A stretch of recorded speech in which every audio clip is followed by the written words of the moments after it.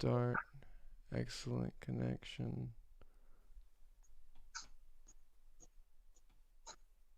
And it's live. Okay. Cool. We'll give it a minute to see if anyone hops in, but other than that, so there has been a lot going on in the political world since we spoke last. Is there anything specifically that like has really caught your attention, excited you, kind of thing?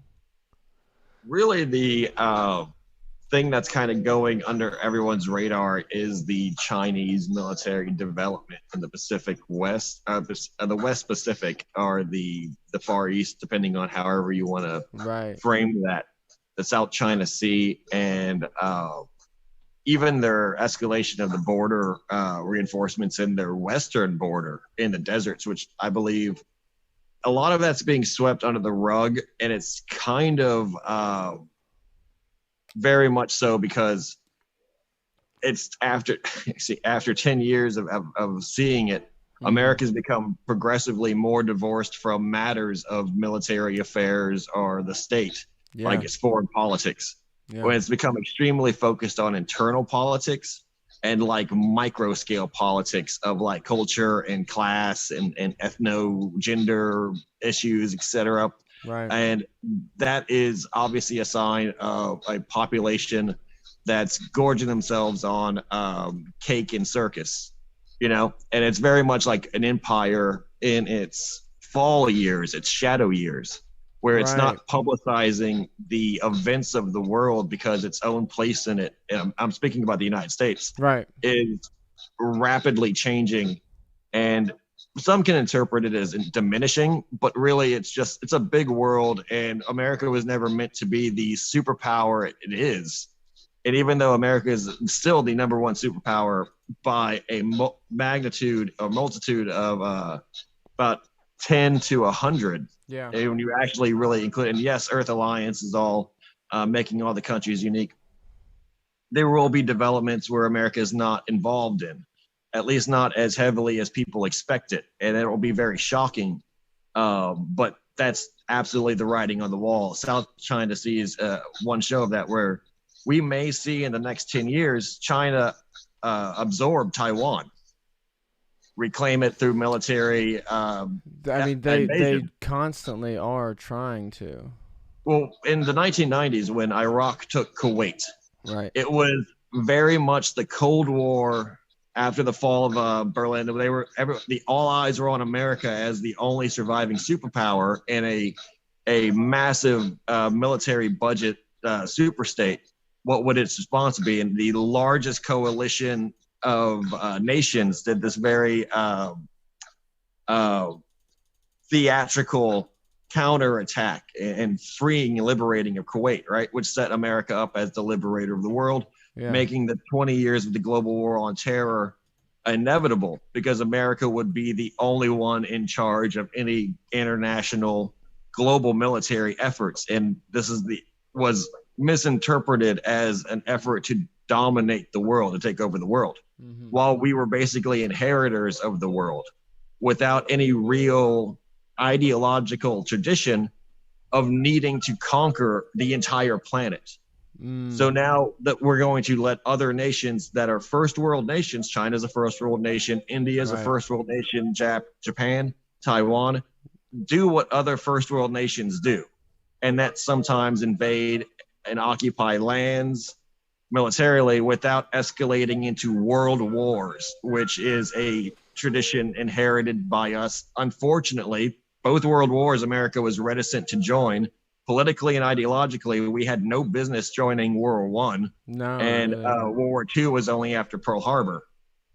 As I said, like, for some reason, it's inevitable, though, that America will start World War III, or that America will have to be in World War III. World War III, yeah. But reality will show that when World War III does break out, again, as a symbolic human sacrifice of nature and country, because old obsolete state systems will be dismantled and absorbed by force, the old world bombed away, population shifted. It's all a game to the elite, right? It's all this, Earth Alliance type attempt to keep people extremely blinded and focused only on the surface stuff, and it will help keep the secret for as long as the secret needs to be kept. Right. And the grand secret of the fact that extraterrestrials run the show, that the Earth Alliance is not even on Earth, like say most of humanity is migrating to the stars, that the technology that we are privy to is the same as if though you gave a chimpanzee a mirror.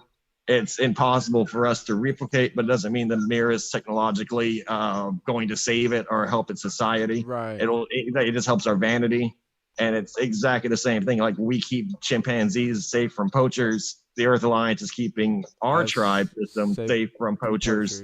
Yeah. But we're not privileged to, to understanding or making any decisions affecting our destinies or our world. And it's the same thing. Yes, it's a lot of warlock, black wizard shit going to go down. I expect things like genocides, massive bombing campaigns. The Taiwanese will fight back, and it'll be this strange hybrid cyber war. But within a week, it will probably be over. The shooting phase will be over to the massive, amount of technology used to it. It'll be the first war with AI controlling and commanding forces. It'll involve, Japan and the United States developing the PATCOM, which is something Obama. I've no mention of that, right? Of course, nothing's like formalized, but it's a Pacific Theater UN, right. Basically. Well, extremely militarized, and it'll be the justification for the U.S. building foreign bases in those areas, which were over the 20th century eroded and taken from us. And by that I mean Americans before World War II had full-time bases in the Philippines because of the Philippine-American War. Right. We have Guam. We have bases in Southeast Asia that we can now multiply, say, for example, in Indonesia and Malaysia, Thailand. We can go back to South Vietnam. We can go back to, exactly. We can go back to these places, reintroduce shop, and 2060 will look a lot like 1960, where you have the CIA having an entire privatized mercenary army running around Cambodia. You have United States Air Force doing bombing missions in the jungle, knocking villages back into the Stone Age, which is literally just oxymoron. Like if they didn't, you put $1 million jet in the air to blow up a $100 hut. Right. Same thing, business as usual. Yeah. And for all the human misery and suffering that is going to happen, it really is collateral damage to include the price of the secret, which is keeping everyone unenlightened and living in darkness, living in the shadow to begin with. Right. So while I know this is going to happen, I know it's not a real political challenge or fiasco. The Chinese are not going to come to America and bomb us. There's not going to be the destruction of the United States of America. There's not going to be anything more than what was already agreed upon and the higher echelons, because the generals and the statesmen, they have more in common than people will ever want to know and think about. And I don't think there will ever really be an engagement between China and America. Beyond a tit for tat type of missile combat between naval forces. I mean, I don't see a way that mutually assured destruction is technically really still a thing. I think Well, it's not, and that's the thing. People realize that America has so even if you didn't account for the reality of politics, America has already developed 40 to 60 years ahead of time, and China is not a juggernaut. Atomic fury like they want to paint it out to be. It's actually not even very technologically advanced. And to say that these countries can, like Iran or North Korea, can start a global nuclear annihilation type war, the Russians couldn't even do that. The Russians could. We could, but the Russians couldn't. That's what I'm saying. We could, but that's how insane the Cold War was. Everyone was afraid of America destroying the world, and we thought everyone else was going to destroy the world, Right. even though no one else could. Well, so real quick, we've got a 25, 30 something people in here watching now. Just want to let everyone know. So today we're doing an interview with Michael Villegas, formerly what's your new name you're going by? I'm sorry, Top Secret Texan, correct? Yeah, it's Michael Villegas and Top Secret Texan. Beyond Top Secret Texan. Beyond Top Secret Texan. I've streamlined everything. I tried to make it a total rebrand. Right. Yeah, totally. For those who are confused, I used to go by the Rumors of Instinct, Rumors of brand. But now it's Beyond Top Secret Texan. All the social media, Instagram, TikTok, YouTube, the library, Odyssey, the Patreon, the PayPal, all that. Beyond Top Secret Texan will get you all those links and results. I hope you guys join me on my social media, because I update full time, multiple times a day, keep up with the progress, etc. As well as you guys can DM me and comment and everything. But if you guys want a personal chance at asking me questions after this broadcast, or by researching or watching any of my videos, you can check out my Patreon, patreon.com/Beyond Top Secret Texan. For $1, you can get a chance to actually just join a chat and everything. So just want to throw that out there. Right. Yeah. And if you guys just want to support by your views and everything, check out the YouTube, Beyond Top Secret Texan YouTube, 400 plus videos and counting. A lot of different styles. You do extensive, really solid videos. They're great. A lot of different styles. I try to reach out. Whatever you like personally, there's probably a type of video, but it's all about the secret space program. It's all about disclosure. It's all about brand on target, which is Beyond Top Secret Texan. And we will absolutely get into that. So today, Dave is power outage right now. They're EMPing us all over the place. Me and him both. Whatever, that's fine. He'll get on shortly. We're doing live streams so as to give you guys a chance to ask some questions to him. We'll get to them in about after we get through our political geopolitics talks and then into the secret space program talks. We'll go back. We'll read some of y'all's questions to him, have him answer you directly. And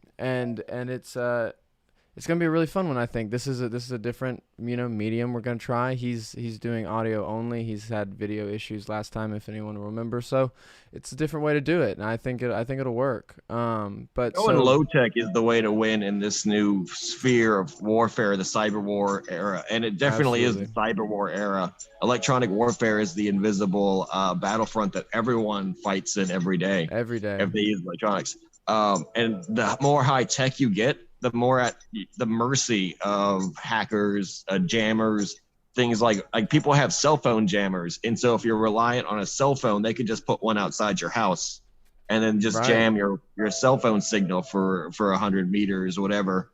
And no one would have the, suspicion to walk around their apartment and look for one. And they could disguise that as a flower and a plant and like a potted plant. And it's just... Exactly. You got to go low tech. You got to write your thoughts down on paper. You got to go analog. And it's the same thing with spycraft. It's just all inherited spycraft training, which is like, technology is a miracle, but sometimes it's the only information is kept, on your head, brain to brain. Nothing is written down, and people have taken this to the extreme. And I know for a fact they have these people who they use savants to carry messages sometimes, like human carrier pigeons.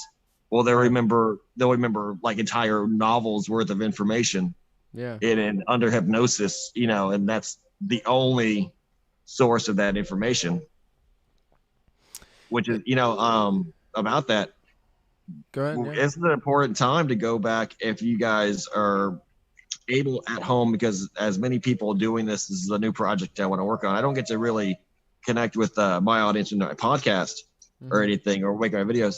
Go back to your favorite YouTube channels and record, screen capture old archive videos if you can. Just volunteer the time to do it, because you don't understand how much we're taking for granted right now. they could say, for example, censor all of Bill Cooper's speeches overnight and instantaneously, 35 years of recordings are gone. And like we were just talking about, it's not like new people know this information. They're not born with it. They don't know it from birth. So entire generation, it can be lost to the man. And it's so easy to do, because think about all the YouTube channels that have been scrubbed and all the good shit they had, and now it's lost forever.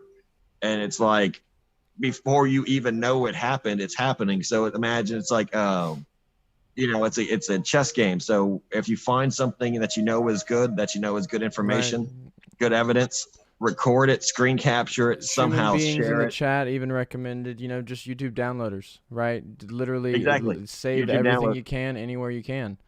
Exactly. And it's just, everyone's got to get very mindful about that, because, entering this new decade, like we were just talking about, the censorship between 2010 and the year 2000 was incredible, because after 9/11, it just, like, no one thought to save, like, the history before 9/11. Yeah. And really ever. And even though VHS existed, that's all the UFO clips and everything from the 90s really are almost all gone.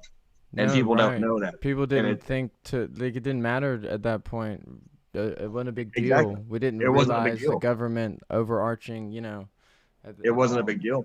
Exactly. And it's weird, because like all the things now we're talking about on the news, like pandemic and all that stuff, there were YouTube videos from like 2014 predicting all this. There were YouTube videos from like 2016 predicting all this. There were YouTube videos from like 2018 predicting all this. Mm-hmm. And before you know it, YouTube will take them all down, because they challenge the status quo. And it really will be a like totally company sanctioned purge, like because they can retroactively censor videos, and it really is a race against time, because it's just them going through all the archives. They have billions of videos uploaded to go through. But trust me, people will be very very disadvantaged if they don't have the archives saved or of any kind. Right. I mean, even like I use Library and Odyssey to kind of archive my videos. Right. But everyone's on a race against time. I personally use, like, we have, because I produce all of our own episodes. I've got everything separately on hard drives, outside of even computer storage, and have that hard drive unplugged and disconnected from the internet when I'm not using the computer. Hey, that's very smart. No, so that's exactly what people need to do, is start going back to like USB drives and things like that. They're simple, but you'd be surprised. Just being able to keep it in your pocket and on your person will mean everything, at one point or another. But yeah, let's jump into I've got it pulled up here. Recent Project Pegasus leaks. Mossad, basically using spyware to actively target anyone really, but mostly activist journalists, political leaders, putting things into the technology that they're using the same way we were talking about not too long ago. It's coming out as real hard evidence that this is happening anyways, that it's been happening. We've known the U.S. to do it, selling things to other countries too, but this is even more recent. So basically just asking your own take on this, what you can add to it. Well, it's nothing new, and this is the weird thing about news, is that they have mastered the art of telling you what everyone already knows, as if they're the first ones to tell you, like they have the inside scoop. And it's just, by this time, Prism was a big deal in the 90s. Snowden, like we were talking about, Snowden in 2012, around that era. The WikiLeaks. Many people always talk about, refer to WikiLeaks. I think 99% of people who talk about them have never even read them or gone through the real depth of them, and talked about the surveillance on individual journalists, assassination plots. And like I said, this is, okay, so the big scoop on this one is Mossad is using cyber hacking to surveil and basically track and harass and do all these unconstitutional human rights violations against these guys. They'll straight up kill you. Yeah, they will strangle you to death. That's a pretty big human rights violation. Yes, they will. Who was that guy? The guy who got chopped up in the Saudi Arabian embassy. Right. Oh, Jeez, yeah. Scarface style. Yeah, This is the literally. real world. Yeah, And no, the prince is right. still there. He's still the prince. I'm saying, like, Yeah. this is the real world. People don't understand that the softball, like, it's real military watchdogging, but at the same time, Hillary Clinton did think about using a drone to kill Julian Assange. She said, "Why can't we? What's the big deal?" Like That's what I'm saying. So the Mossad is yes, of course, taking these measures. They're the Mossad. And yes, of course, they the IDF, which is the Israeli Defense Force, has a NGOs in all nations enacting laws and creating lobbies to protect it, their public image. And this is why they're able to do what they. If people really knew the extent of it, I mean, of course, their support is almost non-existent now because they do. It's impossible to keep the image. But the political support, I used to, do a lot of odd jobs, and one of the weirdest things is how much support Israel gets from, like, I'd go into people's homes and sell them moving plans and stuff and talk to them. You get to know people sales-wise. How much support people in Texas give to Israel, like money people, they actually do contribute to Israel, and they think it's they're Zionists. They think it's the Holy Land, and that they're American evangelicals are kept the ones supporting it. So yeah. I mean, one of Biden's really recurring quotes is, "You don't have to be Jewish to be a Zionist." He said that. Exactly. Yeah. No, the Zionists are not. They're an international, non-Jewish specific. They could just be any rich contributor who's actually profiting from the creation of this Israeli state, the military-industrial complex, the trade of the technologies inherent to them, like security technologies, etc. I mean, they're the world's largest customer for F-18 Eagles. That says something. That's the thing. Like, it's much higher up in the parlance of New Jack City. Fucking Uzis ain't made in Harlem. Right. They're a part of the military-industrial complex in a Western way. They provide NATO-specific weaponry across the world. They're like basically America's like Soviet satellite state and a colony in the Middle East. And it is that serious. Yes, the weight of the quote unquote free world, which is an existential, Orwellian phrase, because we're actually more censored than even the Soviet Union was, right? And during the Soviet Union's day, and currently, like, there's more oppression and repression when it comes to these challenging these high stakes powers. Look how that whistleblowers are actually thrown in jail in our country. There is no defense for telling the truth because there's legal defense for secrecy in the higher halls of justice. In the actual state level justice, the state is existent to legitimize and protect the military industrial complex, and they call it politics. And this is what I'm saying. Like, it's a junta, but the junta is because not everyone in the military wears a uniform. They wear business suits, and they are veterans and alumni, and they have family. And it's like this huge breakaway civilization inside of America. And if you don't think so, think of West Point, think of Annapolis, think of the Air Force University in Colorado. This is exactly the true distance between their priorities and when it does filter down to the common person, what people know as the state. As this is I said, the idea of the Israeli state is a labyrinthian intelligence, military, industrial, business complex that creates what we know as world order and helps keep the ultimate secret. So yes, of course they're spying.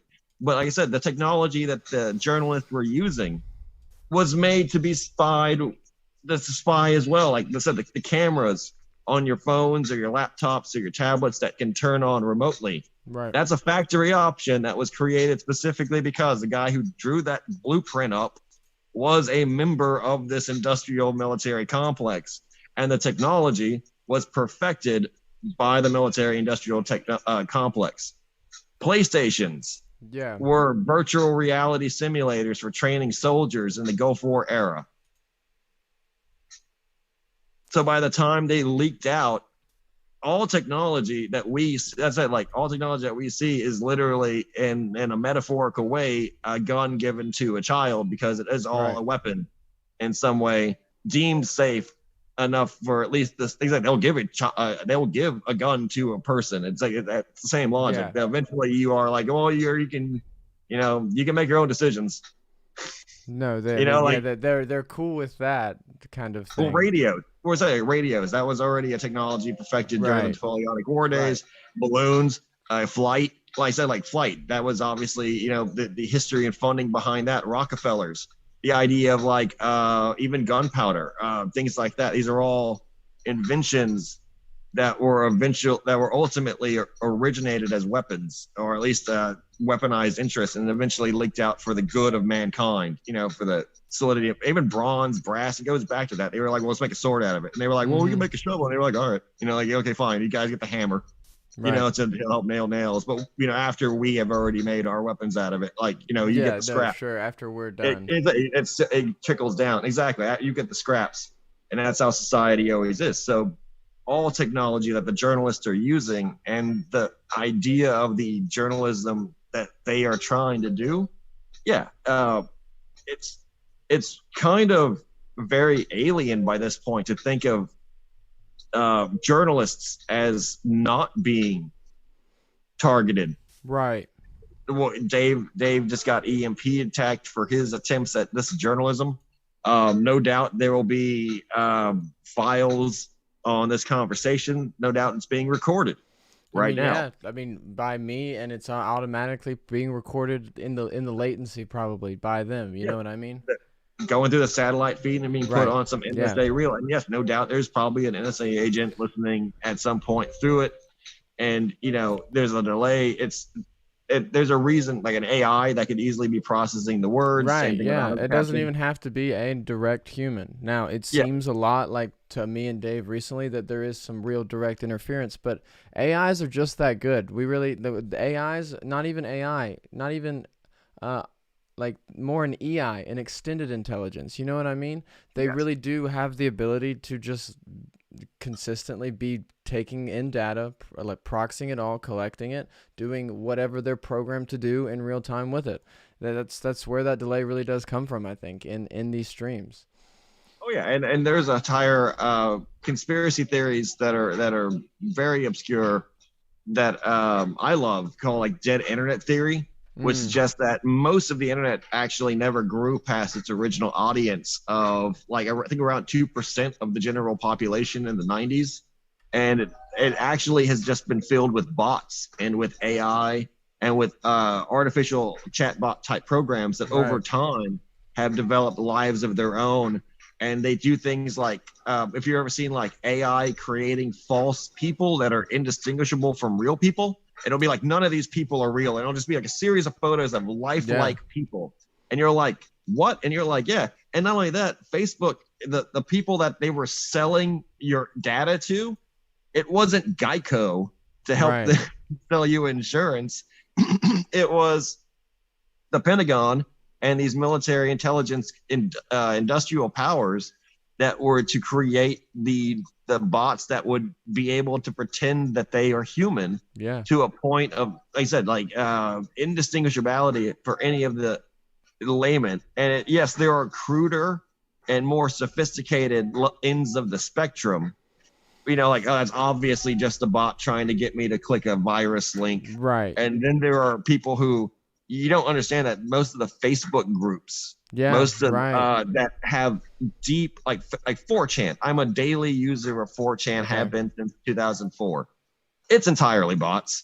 By this point, there's maybe 30 real human beings. No, I think I can't remember where I saw the stat, but up to 40% of Twitter is bots. It really is now at the point where everything that used to be good and real life, like something awful forums, things like that, it's gotten to the point where most of that is just bots.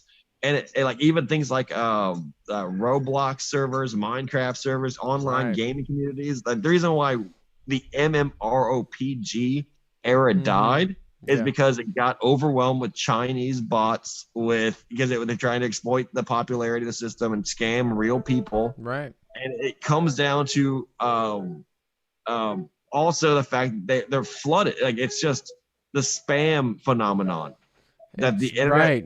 flood. They kind of send just like if they send a tidal wave of bot users, at least some will get the job done, kind of thing. Yeah, they're brute force hacking Yeah. humanity. Yeah. Same thing with like telemarketers and shit like that. And it's strange. Like I said, the technology that people have had was never really made for them. It was made for business interests. And in many ways, the business interests are the Matrix, and the Matrix does this just to demoralize people. Like exactly like the things that are organic and beautiful. They want to make just inauthentic and ugly and just unattractive, like repulsive. And one of the ways they do that, like whatever is popular, they just shill and bot that to the shit, and they try to ruin everyone's fun. And it really is because it makes it's like, yes, the almighty dollar, something more to that. There's something bigger than that. They don't want real organic groups. Right. They don't want people gathering.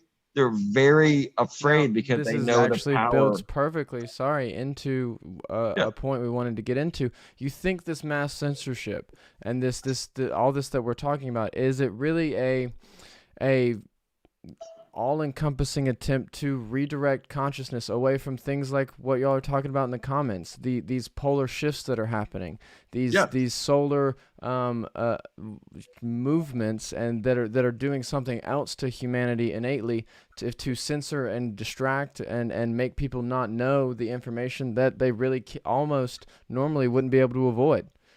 Yes, and as I said, the FBI doesn't just do this because it has to. Remember, there's no reason beyond they want to know who knows. They Right. want to know because that's the thing that they're most afraid of. It very much is the Matrix type reality where they don't want that Neo figure. They don't want people to start you really, waking up, because I know because the entire point of like the Matrix was a mass awakening, and it kind of moved away from that. But in the Animatrix, for example, you see that many people wake up. The entire idea of human awakening is the thing the machines really fear, because that would be totally the breaking of the Matrix that we're in right now. And Yeah. and it's not a human thing. Like I said, it's an EI, not an AI. It's not Right. people sitting in cubicles under the order of some boss. It's these orders are coming down, and the doorway that we use called the internet is a two-way door. There are other extraterrestrial powers using it to try to attack us, specifically reptilian powers. And this comes down to a very intense type of hybrid warfare called the frequency wars, where they have been going on since the reptilians were expelled and everything. Is that they bombard the earth with high microwave transmissions or high power microwave transmissions, and really they, like I said, how they jam our conversations, how they try to interfere and disrupt our ability to record or to speak amongst ourselves. And this is going on a global scale. This is going on a scale that's meant to disrupt the communication of the species, much like throwing the world into confusion over language or over basically making the world go insane in a way. And that has been the reason why mankind is in a dark age, in an age separated from the ability to really connect with one another, with the ability to really make true friends, true companions, and really connect back to the divine. And mankind's nature, like I said, the reason why the Earth Alliance and the the Galactic Federation of Light, they don't think mankind's ready is because mankind isn't, because they can't disrupt these beams, this frequency war. And the only way to ascend from it is to be strong enough to resist it over an organic process that has been actually mistaken for the only way, which is this thing called the Golden Road, this astrotheological journey of reincarnation back into a state of awakeness of ascendancy. And that eventually, over time and over a couple of lifetimes, maybe even over a couple of million lifetimes, people will have enough intelligence and strength and experience to wake up, right? But they don't realize that if we were all able to connect psychically and communicate with one another as true companions and allies and friends, it would only take us a matter of days for the entire 7 billion human beings to wake up, get on the same page, stop arguing with each other, start improving the world. It would literally be overnight. It would be peaceful. It would be an absolute bloodless coup. And that's what the intelligence community knows. And they call it the bloodless coup, because it would be overnight. Everyone says, we don't need kings. We don't need government. We just need to start. Hey, are you hungry? Here's some food. Like type thing, like, hey, like, what can we do to help? Where everyone's here. Like, we'll all start different projects, like working, improving our communities, etc. And we would return to the state of God, which is exactly when the whole idea of when the return. We're not talking fire and brimstone God now. We're talking the creator energy, the universal energy. Right, absolutely. Well, here's the weirdest thing about the whole Revelation story is that everyone focuses on the terrible parts of it, which are only terrible for the dark forces. It's only terrible. Everyone else is delivered and redeemed. And yes, God does ascend in a millennial temple, which is a Ashtar ship represented in Christian theology. And it lands on a mountaintop. And then people from around the world are like, let's go to the mountain. And then let's go and walk close to and learn their ways. And then they do. And then everything is fine.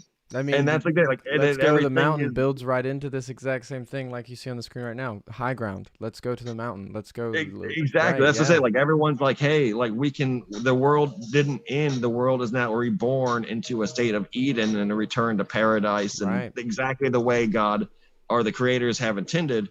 And they say it returns back to a grand design. The secret is kept because it's both, yes, outside hostile negative energies, but also the internalized negative parts of humanity that are both victim to these outside forces and victimizers of themselves. And yes, like I said, it's a game reserve.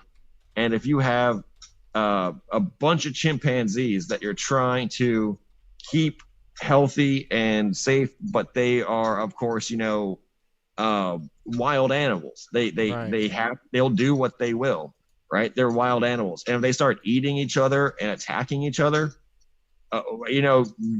there's only so much. I guess you can try to eliminate those, but then that's a decision you have to make. And exactly, that has happened before. And there's like a tolerance level. And at this point, the tolerance is shifted into a spectrum where hopefully we're going to break into the good end of it, or the good side of it, and have this mass awakening. But as long as we're on the other end of the spectrum, and it's not a argument to say that we are or not, we definitely are. Just think of the millions and millions of people. America has 300 million people.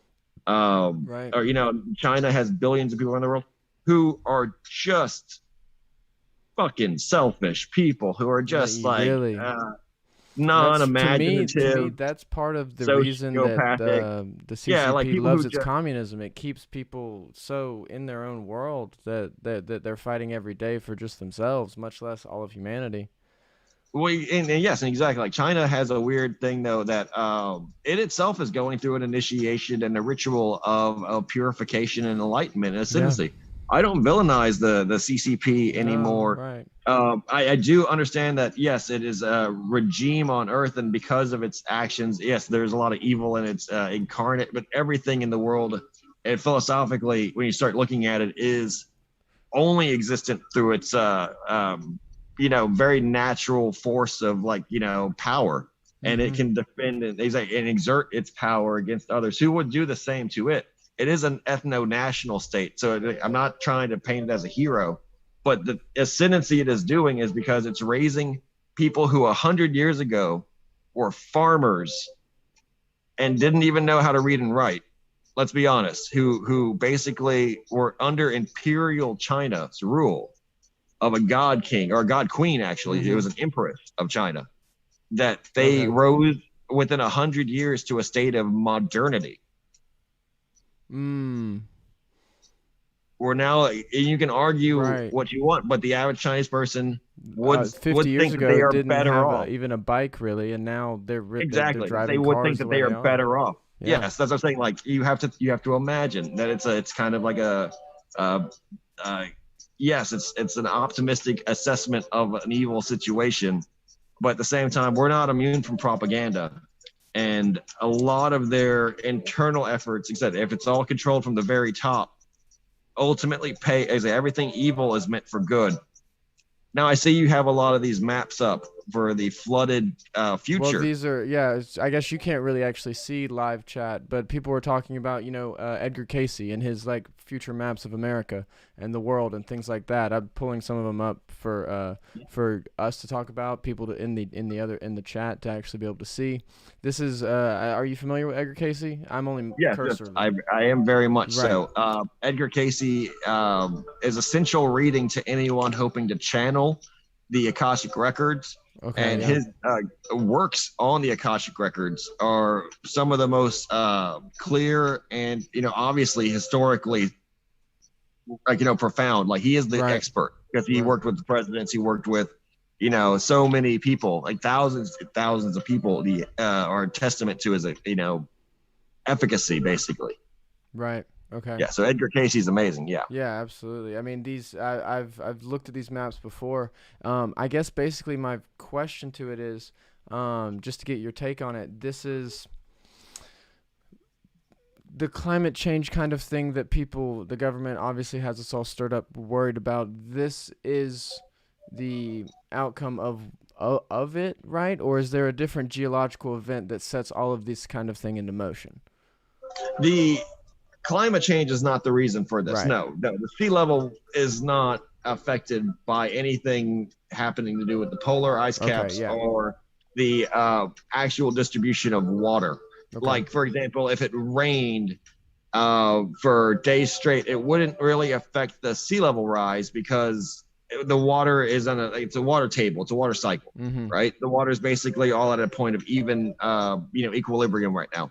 Right. What's going to happen with that is polar shift.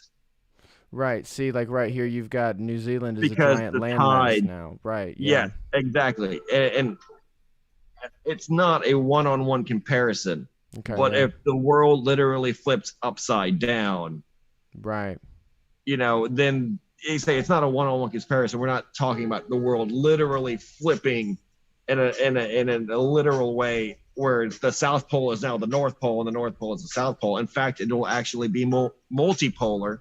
Yeah. But the magnetosphere will significantly warp and it will significantly rotate around the Earth's surface because it's already currently lurching to Siberia from the position of the North Pole is now lurching overland to Siberia. And so the North Pole will actually be more where did I say it was going to end in my prediction? It was going to be Brazil. They have a place in Brazil in the Amazon jungle called Pola Norte, the North Pole. It's in the middle of the Amazon jungle, and they are making a pentagon clearing out in literally the middle of the hundreds of miles of jungle. Now, and they also have a place called the South Pole in the South China Sea. Right. Now, this is a reason for a lot of the construction. Like I said, we were talking about the Chinese and the South Pacific Ocean, South Pacific Sea. Yeah. This is going to be a big point going into the future because you could say, well, with all the diplomacy, with everything we have, why would we engage in such petty, obviously phony theatrical skirmishes? Right. No real state impact, but a lot of human sacrifice and distraction of hardship, like psychic focus and things, and this human sacrifice ritual known as war. It'll be because these shifts occur, and thus the quote-unquote climate change issue displaces a lot of populations. They know it's coming. They Right. already know it's coming. They could evacuate today. They could just have evacuation programs, redesign their countries, redesign the states if they really wanted to save people. If they really wanted to, they would, but they're not. And they're going to blame nuclear war, I suspect, for the reason why these polar shifts occur. The reality is Nibiru and Planet X are going to fly a little bit closer to Earth in their orbits every increasing year until they eventually go through the other side, and then we kind of pass through their tail, and then they kind of like begin to leave. We're at another, Anunnaki type cyclical apocalypse event. Right. The electrical plasma surface, the electromagnetosphere, is going to get basically super agitated. Okay. And it's going to get super charged, and it's just going to, like I said, multipolar. It's no longer weak enough where it only sustains the singular poles of north and south. It's going to be like an 8-pointed star, where it's absolutely distributed through a pattern of. Right. I think there was a great picture of it actually. I think I saw on this exact what I was just looking up. No, but I mean I know what you're this maybe right here. These new key ley lines. Exactly. That's it. Yeah. That's it. It's going to look like the Kabbalic tree of life. Right. And I know that's exactly why, because those teachings of Abraham were the surviving teachings of Atlantis. Then it happened to Atlantis. It happened to Hyperborea. It happened to these countries, these nations that developed worldwide empires with very sophisticated understandings and reckonings of the world, natural science, etc. But they did not foresee the effects of the electromagnetic sphere. This is a lesson learned through time. Like I said, this could be all because we were kept intentionally in the dark. The Orion Draco would allow it to happen simply maybe just to harvest the loosh. It was the harvesting of the field for them. They were safe in their underground bunkers. Their technology was unaffected by it. It's cyclical apocalypse for us, but not for them. And so they were then able to then mop up and then basically keep the elite alive that they wanted to keep alive, and thus further their control with every successive cyclical apocalypse. Remember, the Orion Draco live at a time scale of their empire is millions of years old to us. So they could literally have plans like, oh, it's every 3,000 years? Yeah, that's good. That's no big deal. Right. Yeah, that's absolutely fine. That's like every weekend. Yeah, every weekend for us. And then we'll just make sure that every 3,000 years, we just separate and cull the herd, and then give the building blocks to you guys once again, and then just change what we didn't like, improve and improve because of genetic engineering, animal husbandry, selective, exclusion of certain technologies or societal engineerings, etc. We're once again victims of ourselves, victims of extraterrestrials, and trying to prevent that from the future, trying to defend ourselves from it. Yeah. And now we can because of the Ashtar High Command on a galactic sense, but we still have to enact the ritual because the ritual is unavoidable, like the events of it. The magnetosphere will shift. The geography will change. Yeah. Now, if the nation goes through your classic disaster movie type scenario, 2012 is a good film. Where they're like, oh no, the world's gonna fucking destroy it. We need to do it secretly and get these arcs all set up and prevent. No one would listen to them though. Yeah, realistically, their authority and credibility would be gone. Right. And it would be a simple matter of you're a liar. I mean, we see it as easily as these VAXs today, right? They can't get people to trust them to go take them. On a human to human thing. If you're looking at a man and he's saying, no, I lied to you to keep society in America going. And I basically inevitably killed almost 7 billion people through my silence and through my own cowardice or whatever, my own need for power. There's a guy Oliver Platt is the character, the government guy. He's not even the president. The real president died. And and he's like, I'm the boss. No one's going to listen to that man. And if anything, they're going to murder him for attempting to hijack the world. I was you have to have a real legitimacy to power. And without the bloodline power, without extraterrestrial, they can't keep the nations alive after this event. The only way to do so is to be in a state of war, to be in a state of emergency. If anything, this will be another stage of maybe even the death of nations, because like how World War I and War II were the death of the old world order, and it changed the map, changed the geography of the world, changed the political climates, the power centers of the world. This would be a way to shift the cultural and power spectrum, like they already are planning to China, to a modernized China, to a modernized India, to a modernized Asian-centric world, which population-wise makes perfect sense. Now you got to save face, so America's not going to say it lost a war, but America's going to say it made a peace. Yeah. Now, what people don't realize is peace is the ultimate goal of war. Peacemaking, peacemaking is the mission of warfare and warfighters, is to create scenarios of peace. And the academic supremacy of modern warfare is to win wars without fighting them. There have been hundreds, if not thousands, of wars fought only on paper, fought only on strategy boards between generals, in which they are won years in advance. People who are scholars in World War II will know that there was a thing called Plan Orange, and there were different colored plans of every conceivable attack on the United States by every conceivable enemy, including England, Canada, Italy, Germany, Spain, exactly, like Mexico, like that. Those were considered serious like war efforts, and the one on Japan was called Plan Orange, and Plan Orange hypothetically suggested they would attack Hawaii and the Pacific Islands, Guam, Samoa, the Philippines. It accurately predicted how the war was going to go out, and that's the plan we used to win.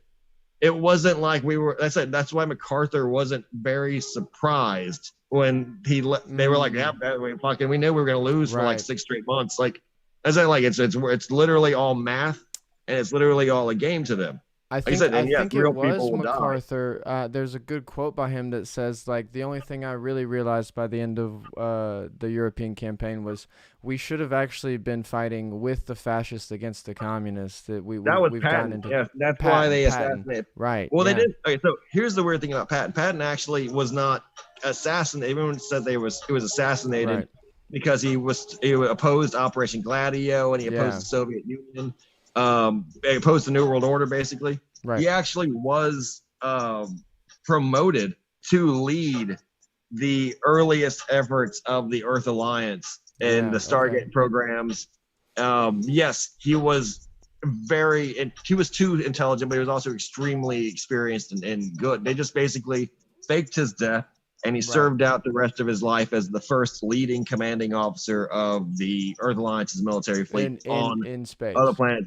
Also on the Earth, there's a lot of frontier stuff, and yes, he was one of those people who would see through the bullshit, basically. And he wasn't a common man. He was a member of the aristocracy. He was a member of the elite.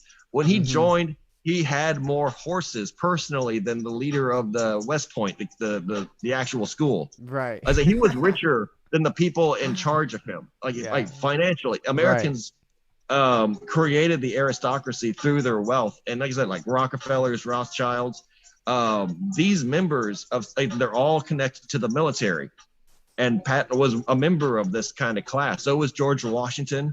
So was originally. Absolutely, one of those. The founding fathers really were part of that real original class, right? And they became the generals. They became the admirals. They became the commandants. They became the leaders of the military, the Pentagon, the Joint Chiefs of Staff, the military junta. It's all connected to the military industrial complex through blood, through kinship, through marriage, just like how it was in the Middle Ages, just like how it was in Rome. And that's just how humanity functions. But, you're my sister's brother-in-law's wife's second cousin removed. And I want you to pass this bill that will give my laser company a government contract so I can develop. And I was like, no problem. Yeah, right. Like, Like, Right. exactly. No, Like exactly. Now, it, see, the only thing that I'll ask, because I mean, it builds on actually Yuta's question in the chat. But so we see obviously through history these empires, the Roman Empire, the Grecian Empire before that, the Ottoman Empire, the Mongol Empire. These things cyclically last like 200 something years, right? And then that cabal, that power structure moves to somewhere else. America is about at its end of that power structure. Is that where do you see if there's no taking out of the cabal, and if you think that really there is a way to take out the cabal and like rid that symbiotic relationship in the world, where do you see that moving next, or is America not done in your opinion? America's not done, and I Okay. actually don't think that the accurate interpretation is empires ever end. Right. No. Empires evolve, Exactly. They move. They and evolve. Exactly. they rebrand. Like I rebranded, Yeah. and it's a simple matter of better experience leads to better choice making, and then you Mm, realize you have this control as part of the spiritual ascendancy right. to assign yourself an identity. You are not a slave. And empires go through this era too, where they're not a slave to Rome. The Right. Roman Empire is what we call the Roman Empire. Right. They Yeah. called themselves the Etruscans, Yeah. and the You're Rome was correct. the Absolutely. You're capital. right. And Yeah. when Rome burned, the emperor at the time thought they thought about he was talking about his rooster. They didn't have any real political importance to that city after Mm-hmm. hundreds of years. Right. Exactly, and like I said, geographically, cultural centers gain more priority and importance. Right. But when Katrina happened in New Orleans, that was probably as big as a blow to American history and culture, because that city was 400 years 400 old years and it old. It's had a like its own massive. unique culture. Yeah. But Yeah. it's not like America itself suffered, No. Right. Okay. even though we really did lose thousands of people. And that's the thing, like, even though a city's destroyed by an earthquake or destroyed by a catastrophe, or the world's geography changes and Right. most of the country becomes underwater, the nation itself, the identity of the nation, is not physical. It's not a tangible thing. There is no Right. physical America. Right. It's a idea. It's It, a philosophy. that It's an absolutely. Yeah. iconography, and it's Yeah. not yours. You did not make it. No one did, and no one made their nation. The nations were given to them through heraldry from an inherited ancient world. The Right. truth is that we don't know why or when the ancient world really did or did not do the things it did, because we fabricated the history. It's what the Catholic Church did. And yeah, I saw that you guys did a live stream where it said we're going to get canceled. The 2 hours, let's Yeah. get Let's get canceled. banned. No. Let's That's get yeah. banned. Yeah. Let's get banned on this one.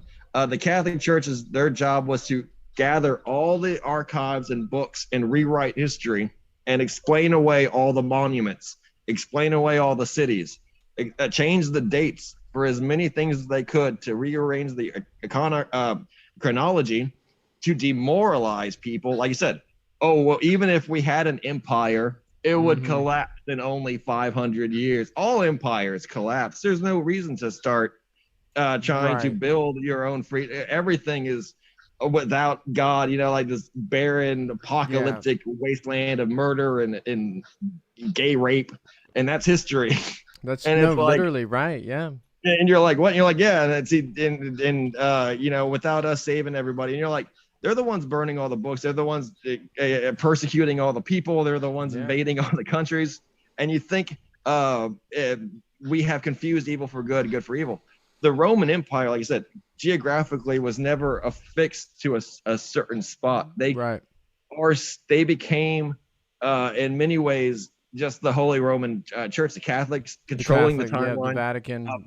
They are part of the Earth Alliance in a big way on the ground, in a big way. Yeah. But at the same time, there were cyclical apocalypses that occurred, which explains why these empires fell.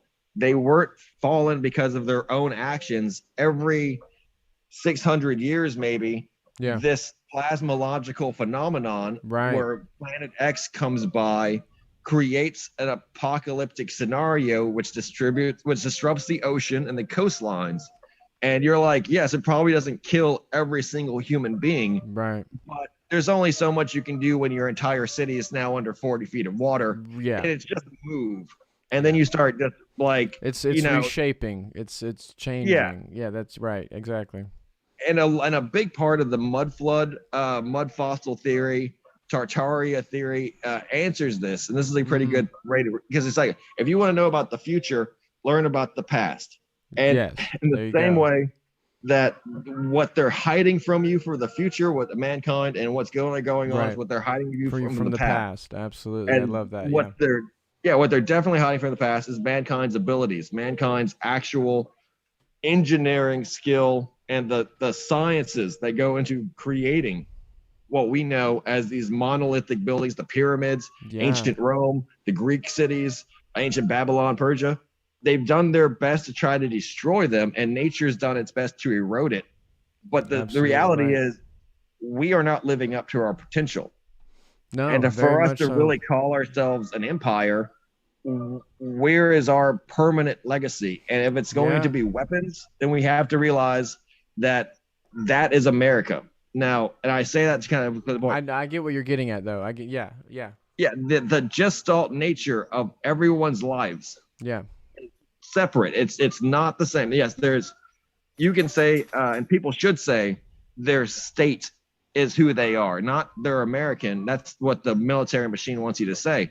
Pledge allegiance to America. It's the Cold War theory of surrendering your loyalty from a local community and tribe, which ultimately you still are. Just because you say you're not, everyone is a tribal, and they would do more for their community, not to give their tax dollars to the United States, but to give it to their own city, and that city can fix their roads. Right. No, I mean, that's what I'm saying. Like, you understand? Like, yes, this is what I'm saying. It's all to this pyramid going up to the pharaoh. And if you really want to say what the United States is, if the president and their system of government and their weaponry, which only they have access to, and their classified information, which only they have access to, and their control of society, which only they'll allow, and that is intangible. That is not specific to any state, city, type of person. It could be a black man, white man, Chinese man. It could be anywhere, anytime, any place, with the bald eagle and an American stars and stripes, Jolly Roger behind them. That is, it could be in the moon. It could be on the middle of the earth.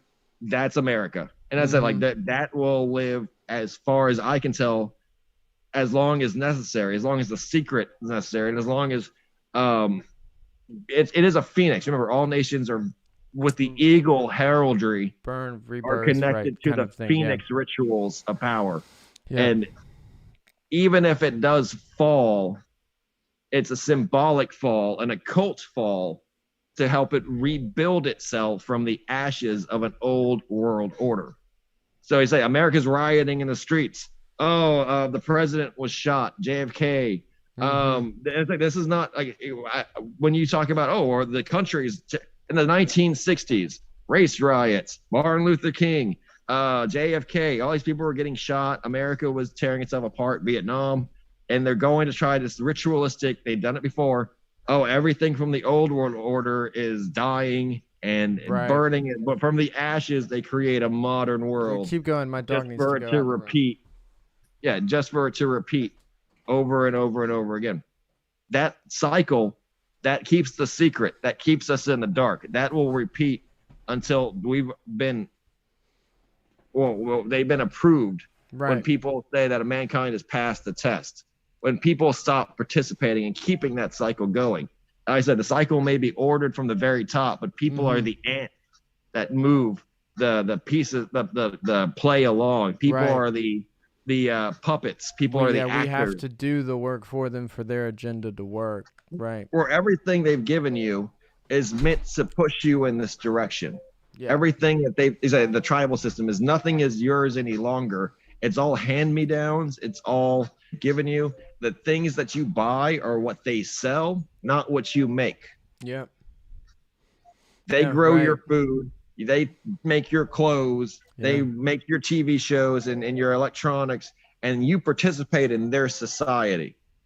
thus you owe them, and thus you can. Right. You're no longer in control of yourself and your own choices because you're trying to keep up with their orders. Their order, right? Before Yeah. you know it, you're so off balance. And just go to any Walmart and just look around and see that. Before you know it, you have no free will or identity, and everything that you are is everything that they've given you. So when they tell you to get mad about something, you get mad about it. When they tell you to believe something, you believe it. And that's like, it's the only education you're receiving is their public school education. The only political views you're receiving are their mainstream political views, right? They've absolutely, it's their system at that point. You're only a participant in it. When people wake up, that's when, that's what they fear the most, because that's when America is no longer a real thing. It's no longer important.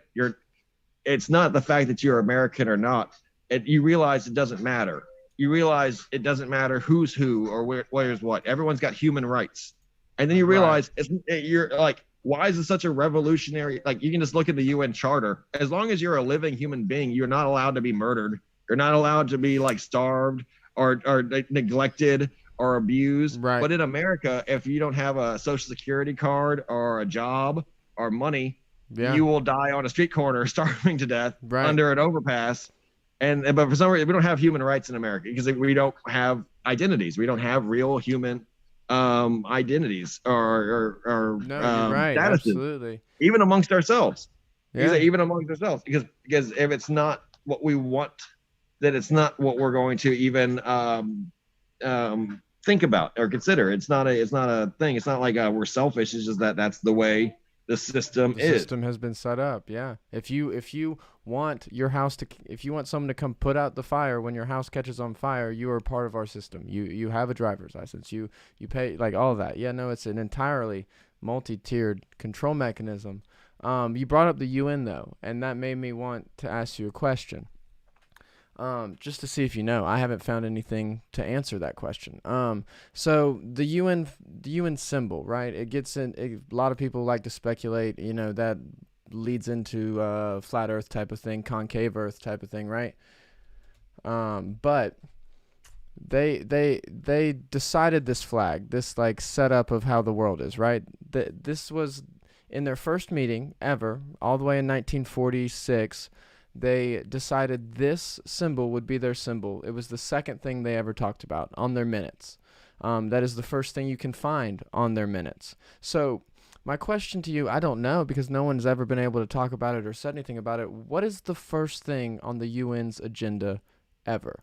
Because there's no record of it. What was the first, they all sat together. They're like, all right, this meeting is called, this is this, and this. And then they're like, okay, now we need to decide a symbol for all this. But so, like, do you have any idea, any speculation, anything you could lead me to think that, like, what was the first thing the UN talked about at their first meeting? It was to keep the secret, and specifically, okay, that's what I figured, but secret, I guess what specifically? The Not-Waffen. Okay. And the Not-Waffen secret. The Not-Waffen secret, which the Antarctic Germans, the AG for short, but the Antarctic Germans were the reason why the UN was created. After World War II, they created the United Nations, right? Right. Specifically, that is the flag of the Antarctic Germans. Yeah. The Antarctic Germans they had basically held the world hostage, which, remember, the Astro High Command is already in the surrounding the world. The reptilians have already been defeated for the last 100 years. The Antarctic Germans reclaimed technology, perform a mass evacuation of Germany over to South America and Antarctica, and then a mass evacuation onto a early space station and the moon, right? Very, very early structures on the moon. They had the high ground. They had satellite weaponry. They had rockets. They had bombers. You didn't have to have tanks blitzkrieging Washington, D.C. to control it. You had literally a loaded gun on their head, and they had atomic weapons on the moon already. So the first issue of business was just telling the world and the powers that were going to be on board the truth about the Antarctic German reality, like the scenario they were in, the bases, their powers, and the fact that they were in a peace treaty now, an armistice, where the Antarctic Germans would be effectively calling the shots for the UN. This was before Admiral Byrd and the U.S. Navy went rogue, and not rogue, but a pirate. Once a pirate, always a pirate. Yeah. And the United States Navy started kind of fucking throwing its weight around. And to be honest, the United States and the UN kind of have a very contentious history, even though the United States is, obviously the UN. The UN. But there's a reason why. Right. Yeah, the UN is headquartered in New York City. Right. Now, there's also speculation, lots of speculation that like that's like the fake UN, right? I don't know. Exactly. Exactly. Yeah. There's a reason why there's a UN building in the New York and also one in Geneva, right? Switzerland. Yeah. And it's because they're like the real ones in Geneva, Switzerland, which is controlled by the Notwaffen, and America was just like, fuck that, we're gonna build our own UN building and call it the UN, and we're gonna have blackjack and hookers, and there's nothing you can do about it. And there's like, yes, the Navy, the Navy wasn't on board with this at all. The Navy was like, this is fucked. And the reason why we started going down, we actually did started an atomic war in Antarctica. We did want to nuke the moon. Yeah, no, that was the thing America was on board to do. See, America's got a strange thing. We really were, because we already had UFOs. Yeah, we had already recovered this technology in our West and our Grand Canyon and everything. We already, America wasn't supposed to be in the secret. A lot of people say, but there was just we by divine brute forced our way into that. I guess. Yeah, by divine. Right. Well, and then you start looking at what America really is. Is the fabricated story of America even that simple? Is it more the Dutch East India Company was the richest institution in the history of mankind, worth more than all of the major businesses in America put together? All the major corporations currently put together did not make enough money to match the Dutch East India Company for sailboats and shit back in the old Caribbean Pirates of the Caribbean days. Yeah. That country is America. That company is America. No, that company is just America. Yeah. It was a civil war between a British and Dutch corporation that didn't have loyalty to either country. It's like home country, right? I hear where you're going. And it was like, we have more money than you. And England was all like, oh, fuck, you're right. And he's like, oh, fuck, you're right. And they were like, we just have more money than you. We just buy guns. Like, come fuck with us. Come take it. Exactly. No, you're right. And there was the whole Boston Tea Party myth. That was when the Dutch East India companies refused British goods. They refused to deliver British merchandise. So it's imagine if your Amazon company driver was just like, fuck all of your shit and just threw it out of the truck. It was like, we're severing our business deal. Yeah, exactly. We're severing our business deal. I just threw it in exactly that. Amazon, it might be in a position where it can start controlling government operations with like Jeff Bezos. Okay, I see what you're getting offering $1 billion to NASA. This is what I'm saying. Well, at one point, Jeff Bezos is like, I actually have more money than you're literally funding. Did, yeah. You're funding, and I can give you this money, and it'll be my show. And that's exactly how America's colonies became articled to confederate and the whole sign. And so you think it's not an organic process of men being like, we want freedom and liberty. It's a business organized crime effort type thing. And yes, you can say once a pirate, always a pirate. The ideologies. I mean, that's kind of, you could even equate Jeff Bezos to like a pirate of sort. He is taking away everyone's business of everything.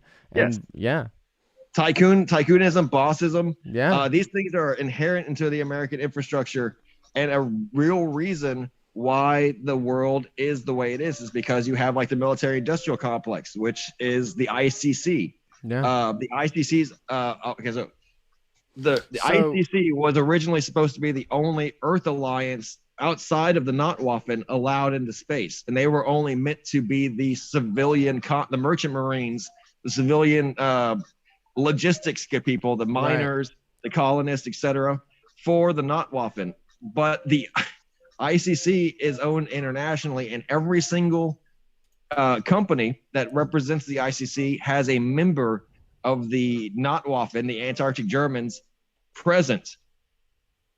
Every single company has a member present that basically relays information. They get their marching orders from them. So the Notwaffen controls the ICC.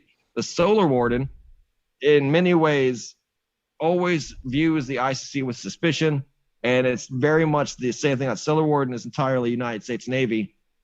because it had so much technology that the Ashtar High Command was like, okay, like this is a perfect way of balancing you guys out. Mm-hmm. This is like, they love balance. Like the whole religious right. philosophy and ideology is black and white symbolism. They have a black and white goddess. And it's their whole idea is balance. And the Masonic imagery of King Solomon's temple being black and white, or black or white and green, is exactly the balance of the ancient Egyptians, the ancient Atlanteans. It's harmony for them, right? So they created Solar Warden, and they created the ICC.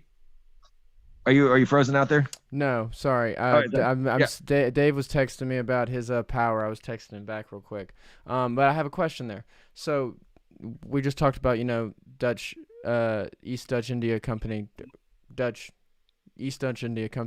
kind of like, starting its own country of sorts kind of thing, because it has so much money. It's like, fuck you, I don't need to deal with you anymore. You also hear things today about companies that are that powerful, like Facebook, like Amazon, looking into rights to buy their own land, to have their own country, not have to pay those kinds of U.S. taxes, blah, blah, blah, blah, blah, all of that. Is that the same play? Well, here's the thing with that. Okay, so even with Jeff Bezos, the breakdown of his stats of what his accomplishment was, he spent $5 billion to get 60 miles into low Earth orbit as a tourist. And he's literally the richest man in the world, right? I believe. I think so. Him and Elon flop. Yeah. So when you break it down, it takes the richest man in the world, the richest private citizen currently that we know about, disclosed, not like the real actual holders of wealth, to spend nearly $5 billion to go only 60 miles high. Right. Didn't achieve an orbit, and there's a reason why there's no internal video footage inside the capsule, because they didn't hit 0G, because that's not where 0G begins. That's not where it is, right? Exactly. They just literally didn't accomplish any. That's like NASA didn't call him a scientist or an astronaut. Right. NASA didn't call him because he didn't go. He didn't go to space, right? Yes, you understand. It's not like, even with all the money in the world, the technology is not being delivered. Like they're not right. Okay, so no, I mean, people it's actually hold technology. That's that's the intelligence. That's where the real power and money is. Right. Those people are not playing these games. These are basically huge distractions, and in their own ways, psyops. Right. But you're right. Like Jeff Bezos is going to give $1 billion now to NASA. Now this is going to be the surface reason, right? There's always many different reasons, right? It's the Russian nesting doll of reasons, layers. The shit works in levels and layers, right? And just not what you see on the surface. It goes layers. Surface level. Jeff Bezos is going to bump NASA's budget up. So that's an excuse for why NASA is going to have better technology. Oh, all of a sudden literally almost overnight, we couldn't even go to the moon for the last 30 years, but now we're going to be able to, because Big Daddy Warbucks, and he looked just like the fucking rich guy from Little Orphan Annie, and he looks like Dr. Evil. Literally. So all this, hey, I'm going to go to the moon and build a moon colony, because we've had this moon colony since the 1940s. Right. A public and we got to explain all the moon mining operations, which are visible. People just point telescopes and cameras at the moon and look at fucking UFOs nightly. Yeah. You got to explain this, and it's going to be explained within the next 10 to 20 years as, because of Amazon, they built a Amazon warehouse on the moon, and that's why you have the literal option to become an astronaut, in the future. It's not because it's not because it's a pseudo Cold War space race, but it's going to be a space race between billionaires, and then they're going to start that's the surface level stuff. Oh, it's a space race between billionaires. The real thing, they've been sitting on this technology for about 20 to 40 years, and they have to start releasing it, because it's sitting there, and it's just becoming redundant. It can't be ignored anymore. It can't be hidden the same way. Exactly, like the Aerospike engine, which is the reusable rocket level engineering. And remember, it's not material technology. Right. You don't need a physical rocket to know the math and the engineering specs. You need the blueprint. You need the actual knowledge. And on a computer disk can have the secrets to how to travel the stars. Or it doesn't have to be a physical rocket. It's like humans need big engines to think that things work. I just need a mathematical formula and how to make the thing work. And that's exactly what they have. And this is going to allow them to then go ahead and make mass produce vertical lift reusable rockets, personalized flying cars, assembly parts for mass construction of moon parts. And you don't have to hide it anymore, because that's the hard part. Right. Is because they're already making space stations, but they're keeping them hidden through the labyrinth. To me, how much easier, like if they weren't hiding them, they could just move with such more like mobility. You could just post the job link on LinkedIn and be like, hey, who wants to help work? It's like you understand, like this is the difficulty, is having to have it all hidden, which is the stressor, and which is the it's like you can't juggle the secret forever. You have to disclose it. The way of disclosure is by making a convincing, plausible deniability. And the plausible deniability of the 21st century are billionaires. Yeah. Anything that's going to happen that's going to seem crazy, because it's already happening, is attributed to a billionaire or some mad science. And exactly just the way in the 20th century, everything was attributed to the Cold War. You saw a UFO, Cold War era spy plane. Mm-hmm. You saw an alien, Cold War spy. Cold spy plane. Russian. It was a Russian. Satellite. Yeah, everything's either Russian or the CIA. Right. Like nothing could really exist outside that paradigm. Yeah. In the 21st century, like I said, what will happen to America when its coastline changes, when its cities are destroyed, when many thousands of people are killed through natural disaster, just through time itself? Nothing. We'll still worship billionaires. We'll worship them even more. They'll seem like demigods because they're the ones rescuing people. They'll be the ones, they say they'll take positions of local heroes and cult heroes, where our own cities and our own internal faith begins to kind of be replaced. No longer will you think of a guy who lives in your local hometown as successful. You'll think of these people who literally live on like space stations as like who you want to be, like when you grow up. Like, like, man, I wish I'm a billionaire when I'm like Jeff Bezos's age and I get to live on a space station. And like that's what they're inducing through hypnotic suggestion.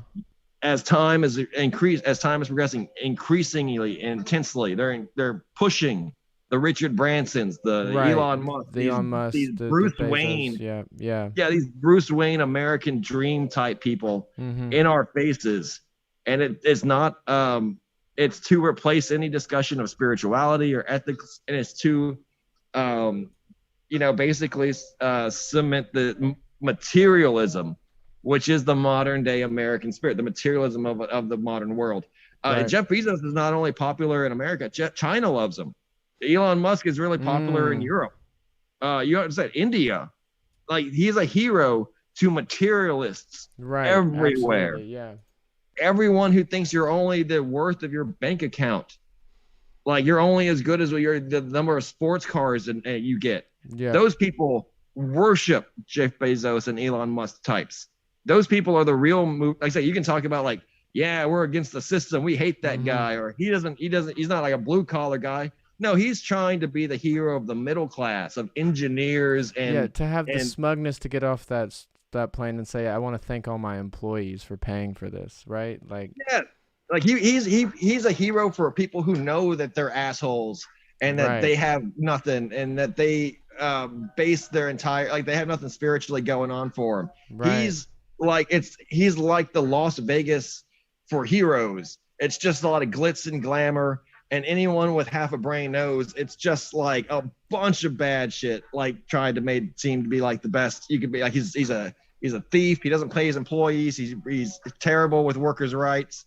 Exactly. Like it's everything about him is repulsive, but it's just wrapped up in such a way that people without souls eat up, just like his products, just like the company Amazon itself, just like Apple started with the whole Steve Jobs thing. It's just soulless, super popular, materialistic, like trash into treasure thing. You know what I'm saying? Like, it's just that type of welcome to the 21st century. It's the inheritance of Steve Jobs. It's the inheritance of your Bill Gateses, your new modern day 21st century Rockefellers. Right. Rockefeller used to go around when he was about to die, and he knew it, like in his later years, handing out shiny dimes that he got from the mint, the U.S. Mint, to children. Right. And I just straight up. Son of them. Yeah, like you motherfucker, you son of a bitch. You're worth literally billions of dollars during the Great Depression. You're handing out dimes to children so that they can think, "Well, you're very nice. You're a nice guy. That's a nice guy. Thank you." Yeah, you're like you. That's the idea of Elon Musk. You'd be like, "Oh, I bought laptops for kids." You son of a bitch! Like you've helped take away $5 billion that you could have done so much else with. But yeah, absolutely. And it's just like, okay, so to the VAX, you talking about that? Let's get back. There is a scene in Apocalypse Now. Okay. And it hurts. I don't know if you've seen that movie. Have you seen Apocalypse Now? Yeah. Okay, so Colonel Kurtz is talking about when he first saw the light, when he saw that what they were doing was working for the Babylonian evil system of the state. Right.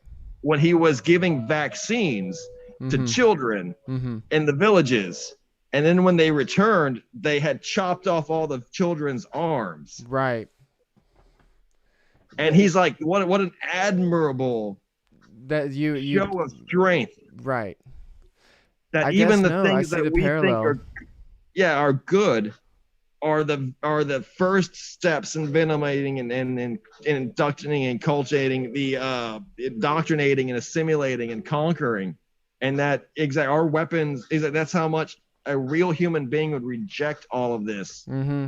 But it starts in stages, and like I said, you didn't make who you are, so it's not your fault. You didn't make your identity, you didn't make where you were born, you didn't name your city, you didn't name your ethnicity, you didn't choose anything. And that's why they realize, but instead of giving you all the good things that you deserted to, that are still there, the nation can't, but they just tell you that's, and they do that. That you should be worried about other things. Yeah. Jeff Bezos is not a real guy. You realize that this is the thing too, that I want to make it very clear. These people he put in positions, they don't have a real identity. They were given these identities. They were given this role to play. Yeah, that he is not. A lot of people say he's not human. He's a reptilian. And I think you're half right. And anyway, he's not a real organic human being. Right. He's never had to have a real organic moment in his life. Right. Because the matrix system, like all of us, has literally laid out every one of his steps ahead of time, and he's no more responsible for his actions as the world is for theirs, right? Because they've never assumed control. They've never actually taken the wheel. Right. Yeah, people don't think enlightenment's real. People don't think ascendancy or waking up or choosing control is real or possible, because all these heroes haven't done it. And you're right. Like, if Elon, have you watched the Joe Rogan show? The Joe Rogan podcast? I casually watch it, less and less now, especially, but I have. Have you ever seen the clips of Elon Musk trying to smoke a joint? Right, yeah. He's not a real guy. He's not like a real fucking G. He's not a real homie. This isn't an organic situation for him just to be able to hang out and have a conversation and get high. You see, like, he was like Zuckerberg. Zuckerberg doesn't really have barbecues. Zuckerberg's not a real guy. Right. Yeah, he doesn't have fun. I say it's not like an idea. He's not like a real human being where he's like, man, I really played my game, right? I played the cards that were dealt to me, and I'm a fucking billion. No, he's not a real.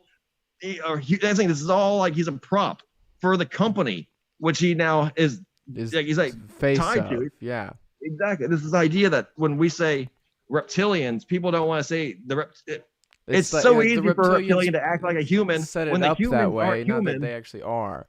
No, when the humans that they're with are as phony as they are. Okay, right. You realize it's clown world. Yeah. Like, you've never seen anyone on television without makeup on. In the real world, men don't wear, or people generally just don't wear layers of makeup, studio level makeup, and present themselves under lighting and with 3 or 4 camera angles. You realize that, like, musicians, you've never heard real music because you've always heard studio produced technological music. Yeah.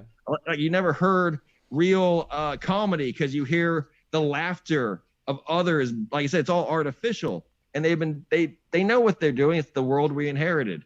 It's Okay, so Rapture and Bioshock. Like I said, the whole idea, the hypocrisy of Bioshock, the hypocrisy of the system, of the secret. You created a world where the ideal is to be free, but no one is allowed to be free because none of it's theirs and it's all yours. And there's the idea that a man chooses and a slave obeys, and then they force you to obey. But you weren't the one who decided you even wanted to take the like the idea of free or slave is not even like you are a human, you are alive, you know, and they've chosen to be like, choose free or slave. Like, are you going to be the master or the slave in the system? Yeah, I didn't want to be a part of the system. But yeah, exactly. He was on an airplane crash. He wasn't even supposed to be there. Right. I'm not supposed to be here today. Like, I'm not supposed to be at work today. Like, damn it. And I was saying that's the whole idea of the bizarre hellscape of the world that they've created. And as I say, you would think that this is real, and it's like you say, it's not, it's completely artificial simulation, but it is, all the world's a stage and we are merely players, you know, performers and portrayers. That is since the whole days of the medieval time of the ancient Roman Empire. Exactly. Like, everyone has a role to play and is guided by the real, and the reason why they hate conspiracy as a word is because conspiracy is what it is. It is a conspiracy amongst people, secret societies. It's spoken in secret, whispered, and it you know, it's a matter of, they control your television broadcast, they control the horizontal, the vertical, and that's it. Like, when this war breaks out between China and India, or China and Taiwan, or China and Japan, or China and South Korea, it'll be a war fought on both sides by the entertainment complex, the entertainment industry, the Hollywood industry, on our side, and China's Hollywood.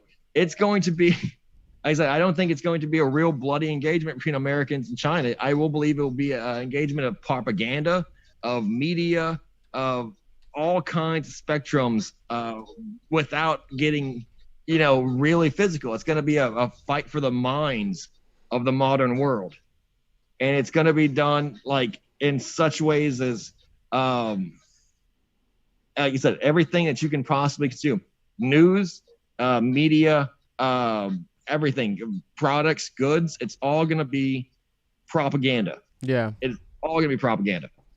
And you're going to live in a Fallout type universe, and Fallout is predictive programming, because if you look at the dates of Fallout, they won't coincide.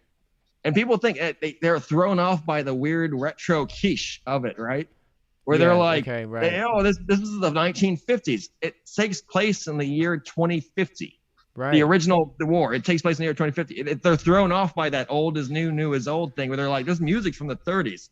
Like I said, that cognitive dissonance. Exactly.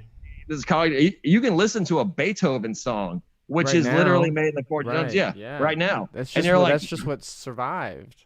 Exactly. And you realize that, oh shit, that the China America apocalypse is what they're building to, will be because of the ideals of billionaires and these massive corporations on America's side, and communism, and Xi Jinping's cult of personality on the Eastern side, and that the escalation that will produce, like I said, another excusable, mutually assured destruction event, right? Which will, you know, basically,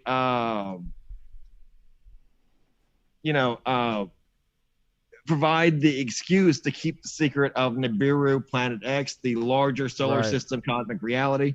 The breakaway civilization is not going to be threatened by this, and in many ways will choose to either play it out or defend it. And we will see again UFOs interacting with nuclear weapons, UFOs interacting with militaries, UFOs interacting with history, and it'll be just a replay of the 20th century, and it'll be very odd, because if you know you are lucky enough to survive throughout the generations to see and to remember the way that people were talked about. Well, did the aliens talk to Kennedy? Did the aliens talk to Eisenhower? Did the aliens talk Right. to Not even Reagan? sure. And, Right. and no, it'll be the same presidents. It'll be Same did the guys. aliens talk to Hmm. Trump, and it'll be the same thing as did the aliens talk to FDR? Did the aliens talk to Joe Biden? The aliens talk to whoever's up, and it'll be the constant um, perpetuation of this simulation in this Hmm. world, and it'll always be the same weird and like deja vu feeling, Hmm. unless the secret is learned by people individually, by the masses, or unless the And that's secret the is thing, right? Yeah. you Is know told to you, and you actually choose to hear it. right. Now the thing Yeah. with a lot of it is broadcast. Like I said, this information's out for anyone really to piece together and connect the dots. That It's decides just to that. go looking. Absolutely right.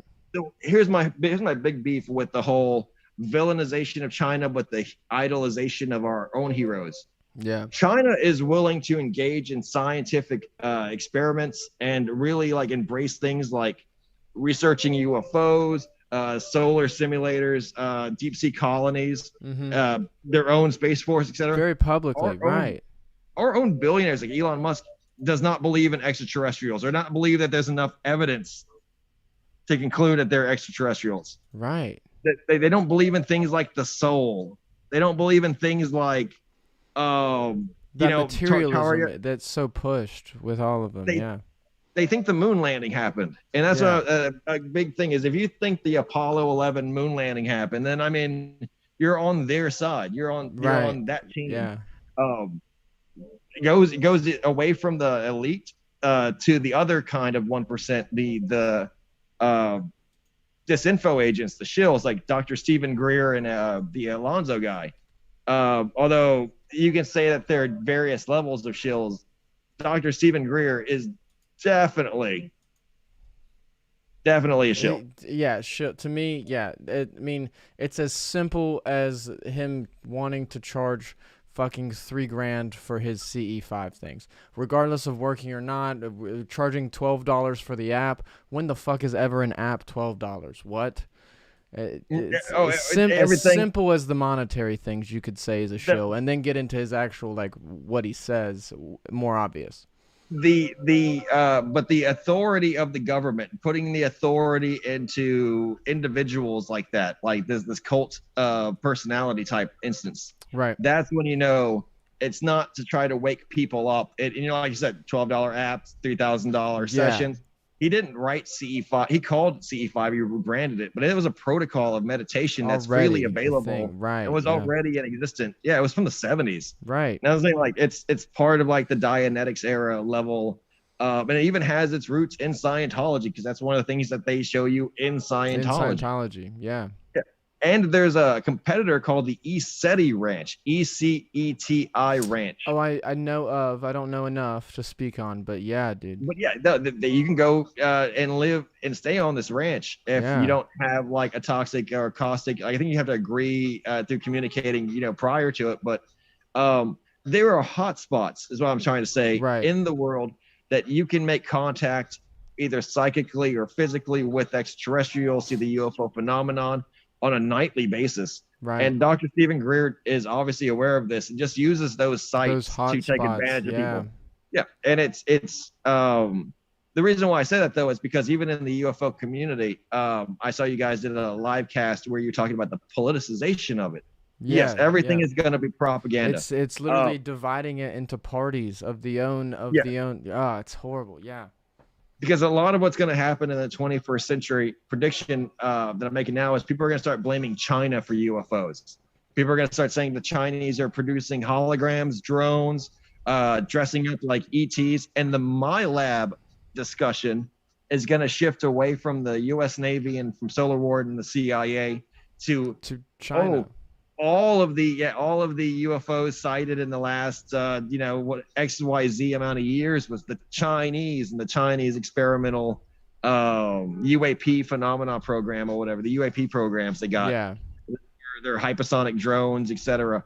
And it's going to be this, just like everything in the war and the Cold War was a matter of Cold War secrets or and it's just going to be it's I guess to keep the enemy It's to keep everything tribal and keep the enemy someone not of your tribe. Where like the U.S. government is of your tribe, and someone else's tribe is the enemy, not your Yeah. own control mechanism of the government against you. That's, I guess, yeah. No, I mean that's their only shot.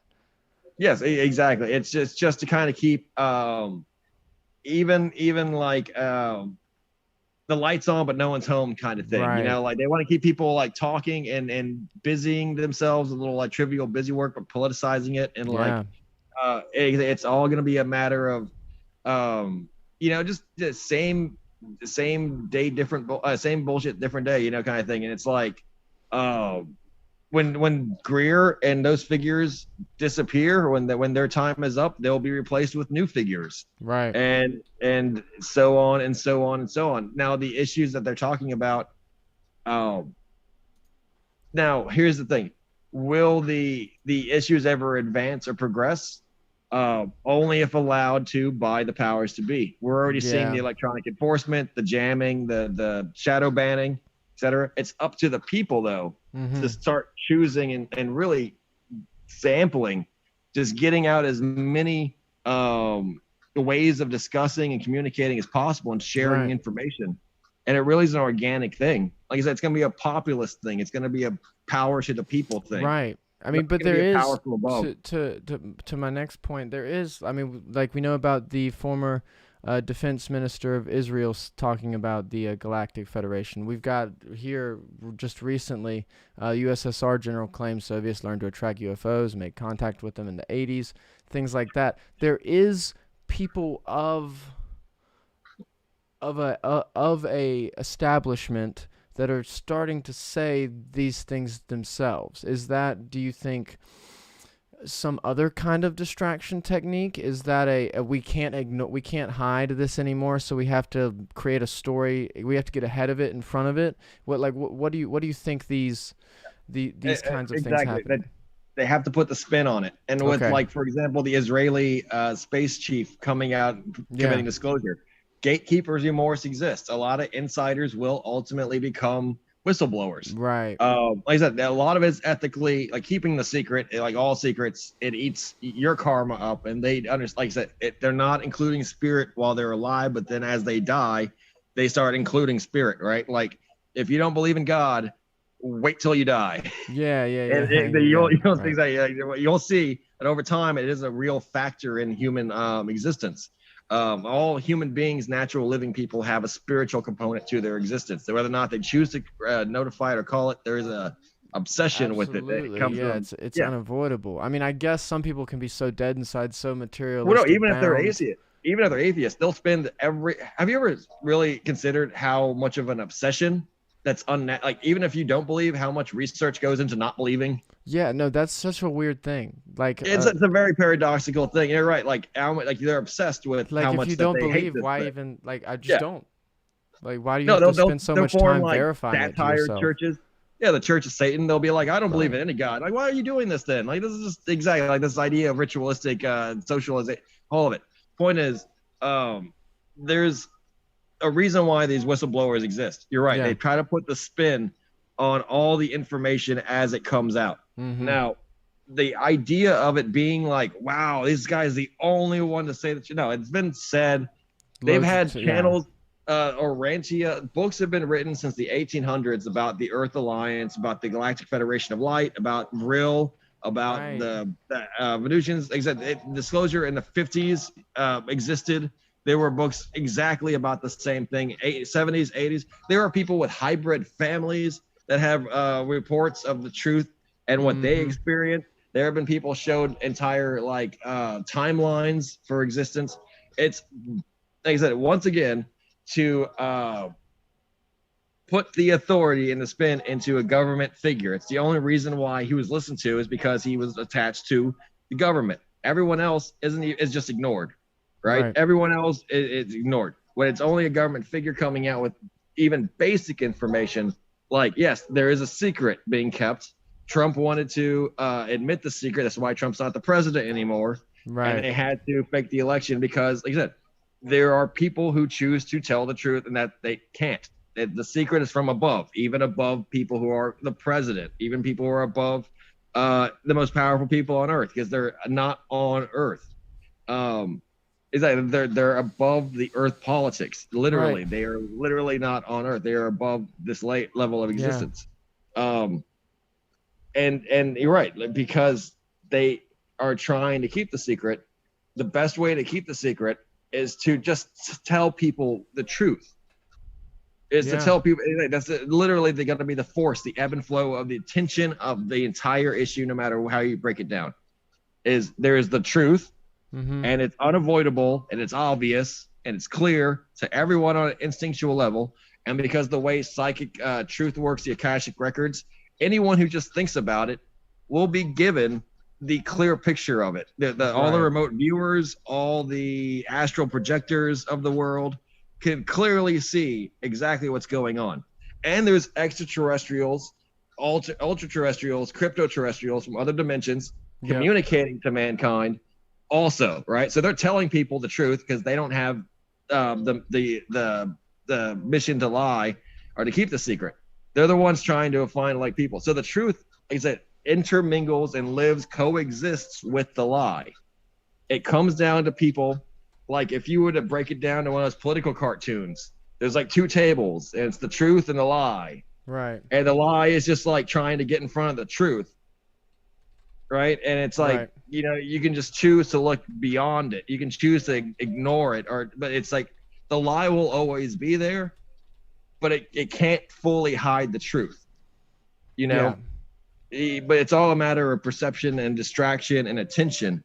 Okay, so these disclosure videos that are coming out, perfect example. They were of no better quality, and they are of no better authority than every single UFO video released. It's not because the UFO phenomenon isn't true. It's because every single person released good evidence, military-grade evidence. Right. That anyone in the military would go, oh, don't fucking shit, that's a UFO. That's exactly. We can break down the video and get the size and scale and speed. Break it. Like, this is good evidence. Right, but the people have been brainwashed to think that's just a blurry, like why are they always filming with a potato? Right. Oh, what if someone get a real camera? Right. And they'll like have people like Mitch West who argue with Navy veterans and experts about how they don't know how to operate their own equipment because he read a Wikipedia article and now he knows about cameras. Right.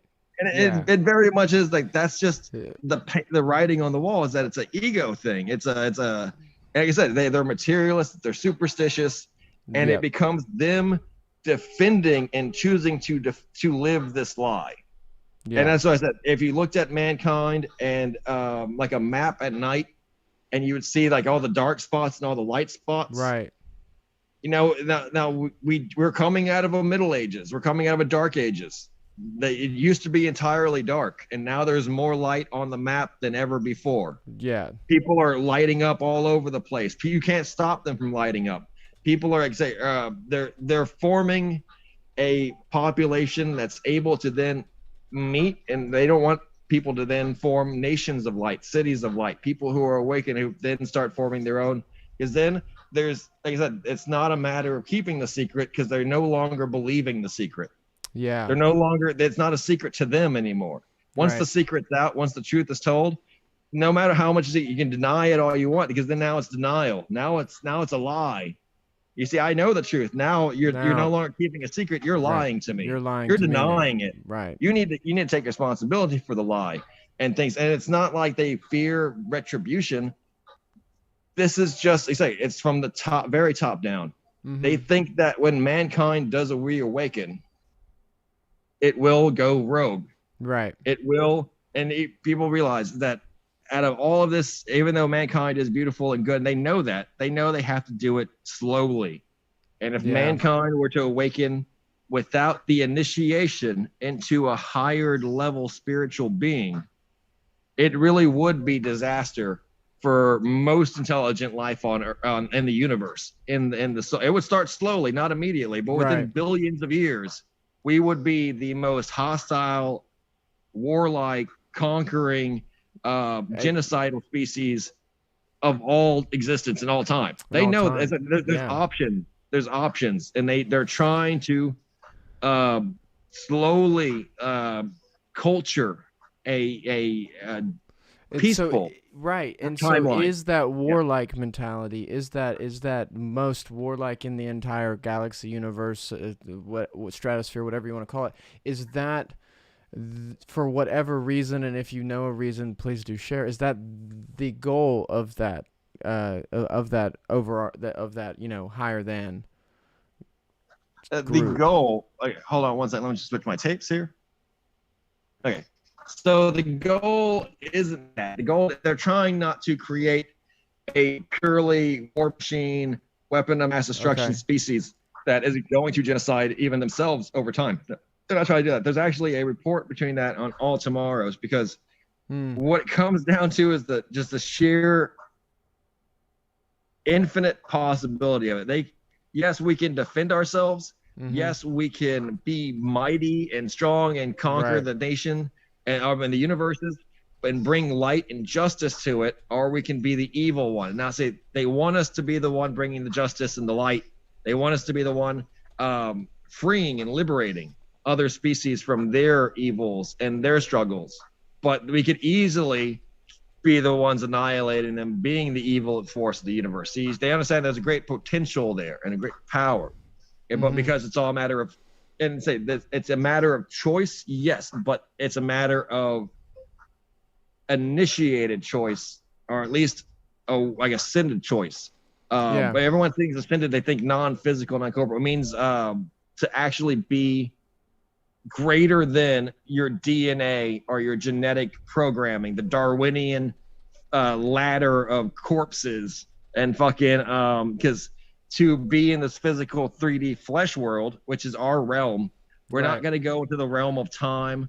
We're not going to go down into the realm of physical energies like the reptilians are. We're going into the realms that we're currently in, but into the reality of the potential of it.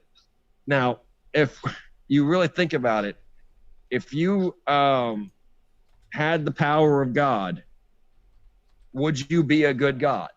And that's exactly the question that they're going to be trying to give people. Will you, is in the Astar High Command, the difference between them and the Orion Draco is exactly that.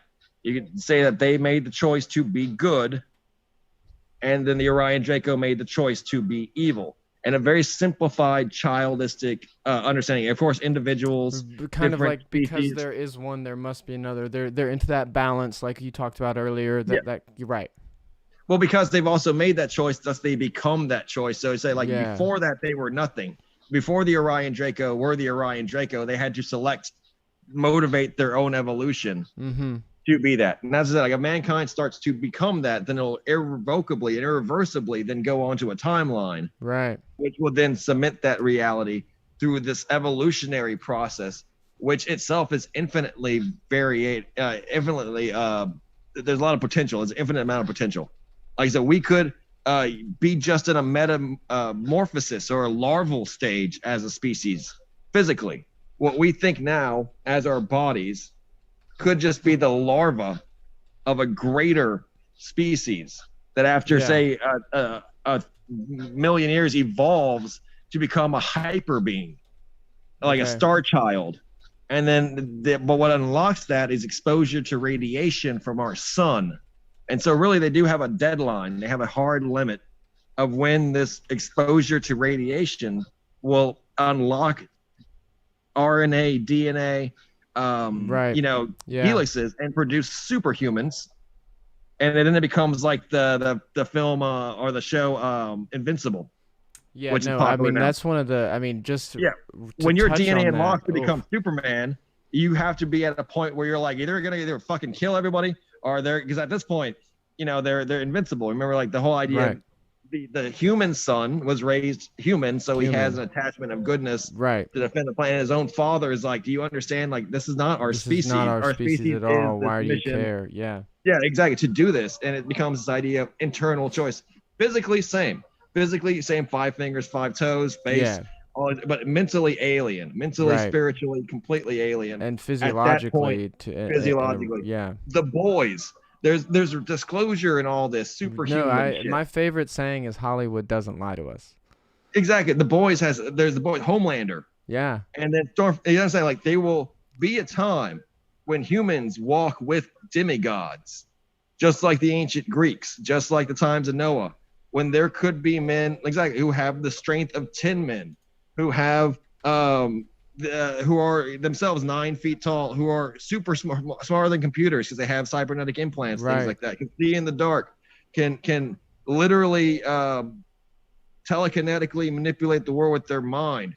That's going to be a reality at Yeah. one point, given our evolutionary progress. Technology and nature, and technology and medicine are not separated. No. They are one and the same. And the reason every advancement for technology correlates with an advancement in medicine and the ability to control man's physical body, health, longevity, lifespan, everything. Right.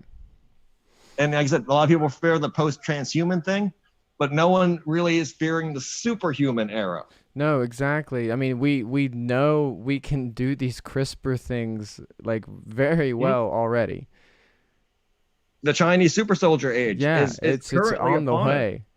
It's currently upon us. And what's weird about that is a lot of what I'm saying right now is they knew that if control the mind and the person, you're weaponizing human evolution. But you're creating, as like in the future, people will be like, wow, those Chinese are extremely physically fit and physically perfect. Like they have a lot of health, and they live a lot longer. They don't have cancer, and they don't have dementia when they get older.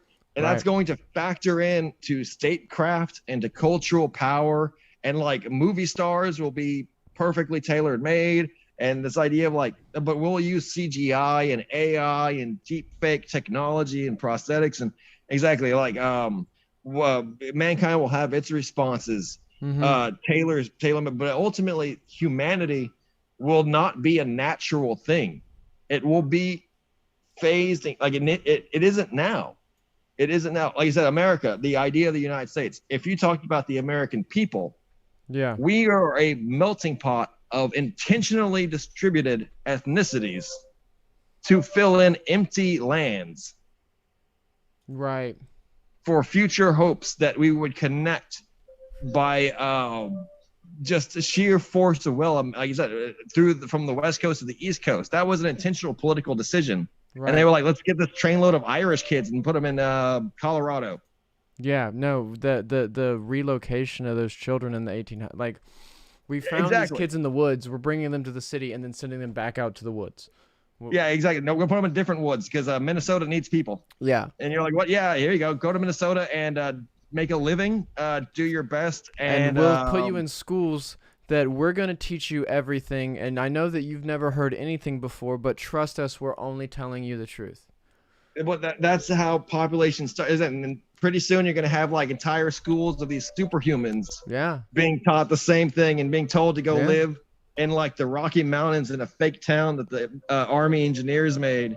And then you're going to be like, what? And you're like, that's the future. They're going to start redesigning the Right. country. And so in 100 years, you're going to be, those kids are going to be like, hey, do you think America is going to survive when the new caliphate of Islam attacks us or something? And they're like, yeah, you shouldn't be afraid of that because, XYZ. And it's the same. It's overall the same chit chat. It's the same distraction, but the human beings are becoming superior. The human beings are becoming and improving and evolving intentionally against, like, not on their own will, but they're being evolved. Okay, so do you know that in the 80s there was an intentional retroviruses? Retroviruses work when you implant DNA from something else into an organism, and that DNA is assimilated and adopted. In the 80s, they were injecting children with alien RNA, specifically Asher RNA, to produce star seeds. That's why nowadays you have so many star seeds who are waking up indigo children. Right. It was an intentional government project. That's like they're creating superhumans. And the debates now are different than the debates of 1920 because the humanity is different from the very genetics up. Yeah, no, I mean, absolutely, I agree with you. So now before we get into questions, because I've got a solid amount of them from the audience here. Let's talk just for a little bit longer about secret space program, things that I know you have loads and loads and plenty to say and get into, but you know, things you haven't gotten to say with us before on the interview videos, things like that. Let's talk about some of it. Now, start wherever you want. I mean, yeah, you're definitely the more knowledgeable one in all of that than I definitely would say I am. So just let's start wherever you feel. No problem. I was just gonna switch the loops and everything on my recording, but yeah, let's definitely jump into it. I was gonna talk about the Insectilians, the Insectilian invasion, and what that all means, and kind of help explain what I know about it and what to kind of expect in the future. Yeah. Disclosure: when it does happen, when we do have our first alien invasion as a species from a seemingly non-compliant, non-involved, even though they are tangentially involved with the Astral High Command and under its edicts and laws, it's not immune to it, but it's neutral and doesn't belong to it because it's an ultra-dimensional species. It's a type of ultra-terrestrial, extraterrestrial, and crypto-terrestrial all together at one, right? Right. Called the Insectilians. Anthropomorphic, conscious, intelligent, super insects of incredible size, speed, and power that have formed populations in the trillions and these hive ships and colonies. They kind of defy a lot of our expectations and natures. And even themselves, they kind of fall into a category of like primitive, but technologically advanced hive minds because they're a scavenger race. They evolved in their domestic dimension on Earth when the Orion Draco and their timeline wiped themselves out. They then evolved in the ruins of the Orion Draco society, assimilated the technology, master the intelligence, the skills that they would need to then cross over into other dimensions and to start exploring other realms. When they did that, their genetic makeup, right? Their genetic, like I said, it's all, you get your spirit from your genes create your spirit, the spirit creates your genes. It's all this kind of like echo chamber where nothing really has a start or an end. It's all like cyclical. Yeah. Their spirit and their genetics is a swarm insect because they're like locusts. Yes, they're because of their own unique physiology, not really a real insect like inherited. You can't say like this insect produced this species. They're like Insectilian. Yeah. That's a real scientific word for insect-like. Everything from centipedes to beetles is an Insectilian. It's an arthropod. It's got like an exoskeleton.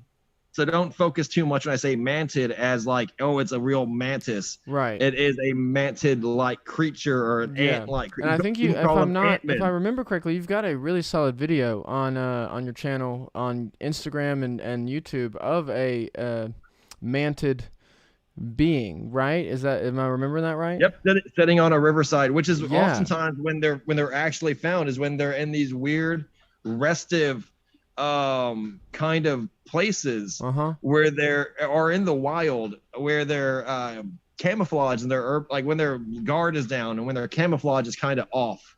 Right. I know it sounds weird, but you are dealing with an intelligent creature. Not everything they do is efficient or malevolent. Sometimes it is in a state of relaxation and rest and recuperation. And one of the things that they do is they'll eat fish and protein like frogs. And the best way to do that in the wild is rivers and creeks. Specifically, they are caught generally in the Northeast where they do have bases and colonies in the forest and the pine barrens, specifically the pine barrens. But they are literally in hollow earth. They have bases all over the world. They have ships phasing in and out of our reality. There's a substantial population of these mantid men already currently on the earth. And like I said, the film of them, like they're filmed either cloaked, observing humanity, or simply like moving within our world. They live in our sewers under major cities. And it's like I said, it's surprising how many they are, but how invisible they are to the naked eye, really, when it comes to their existence. Many people don't even know they exist, but they can phase in and out of solid objects using they're extremely technologically advanced, but they're a hive mind and just like us, are kept rather primitive. And so their true abilities as a species isn't really widely distributed to every single individual. And most individuals are simply serving out operations tasks like colonizing, currently right now paving the way for the larger amount of the species. Like I said, the reason why I kind of brought this up is because their inherent nature is not like a mantid or a locust, but something in between, where they can swarm and they're connected to each other through a deep pheromonal, instinctual, like, reinforced bond. Right. They can seek each other out even through the psychic and astral dimensions of space and time, of crossing over the barrier. And thus they started meeting each other. Different versions on different timelines started fucking meeting and communicating and actually contacting one another and agreeing to work together and collaborate. So it's not just the effect of one species, but multiple variations of that species working together. Now, the effect of this, if you could picture this at home listening to it, there's a thing called Planck's ant. It's a mathematical game called Planck's ant, if you can look that up. Planck's ant. Like that? Yeah. Planks, ant. Yeah, just search it. It should bring it up. And this thing, the Planck's ant's a mathematical game. No, it's like a board, like a grid, and it has very simple rules in which you make a creature out of math. Planck constant? Yes, the Planck constant, or there's a type. It's called Planck's ant. Basically. But wait, is Planck spelled like that? Not how I spelled it, isn't it? Yes. Okay, I'll go back. Hold on, yeah. It's a type of simulation where you can create a artificial intelligence out of a simple working order. And one of them's like, if you're surrounded by three it's like a grid of black and white tiles. Mm-hmm. And it's like, if you're surrounded by two black tiles, turn right and make that tile white. If you're surrounded by two white tiles, turn left and make that tile black. Right? Oh, and it's okay. very I know what you're simple, getting at. Yeah. algorithmic way of moving through the universe that you've created in this system of grids, right? And the very strange phenomenon when they play this out is over time it'll form a straight line, and it'll just use the straight line for infinity. Even though it's meant to kind of be walking in circles, it actually finds direction and purpose, and follows through with directing its movement. So in a way of its own mental processes, the algorithm of these creatures, these Insectilians, which is very simple, right? Yeah. Some would say primitive, because it's a simple, like, 3-line code operating system. Go to other members of your species, make them members of your hive. Go to next member of species, make them member of hive, right? Keep going forward. And there's the follow reptilian Draco ruins is one of their orders. They go to wherever the Orion Draco were and have been destroyed to plunder and get all the scrap, basically, all the technology, all the ruins, all the materials.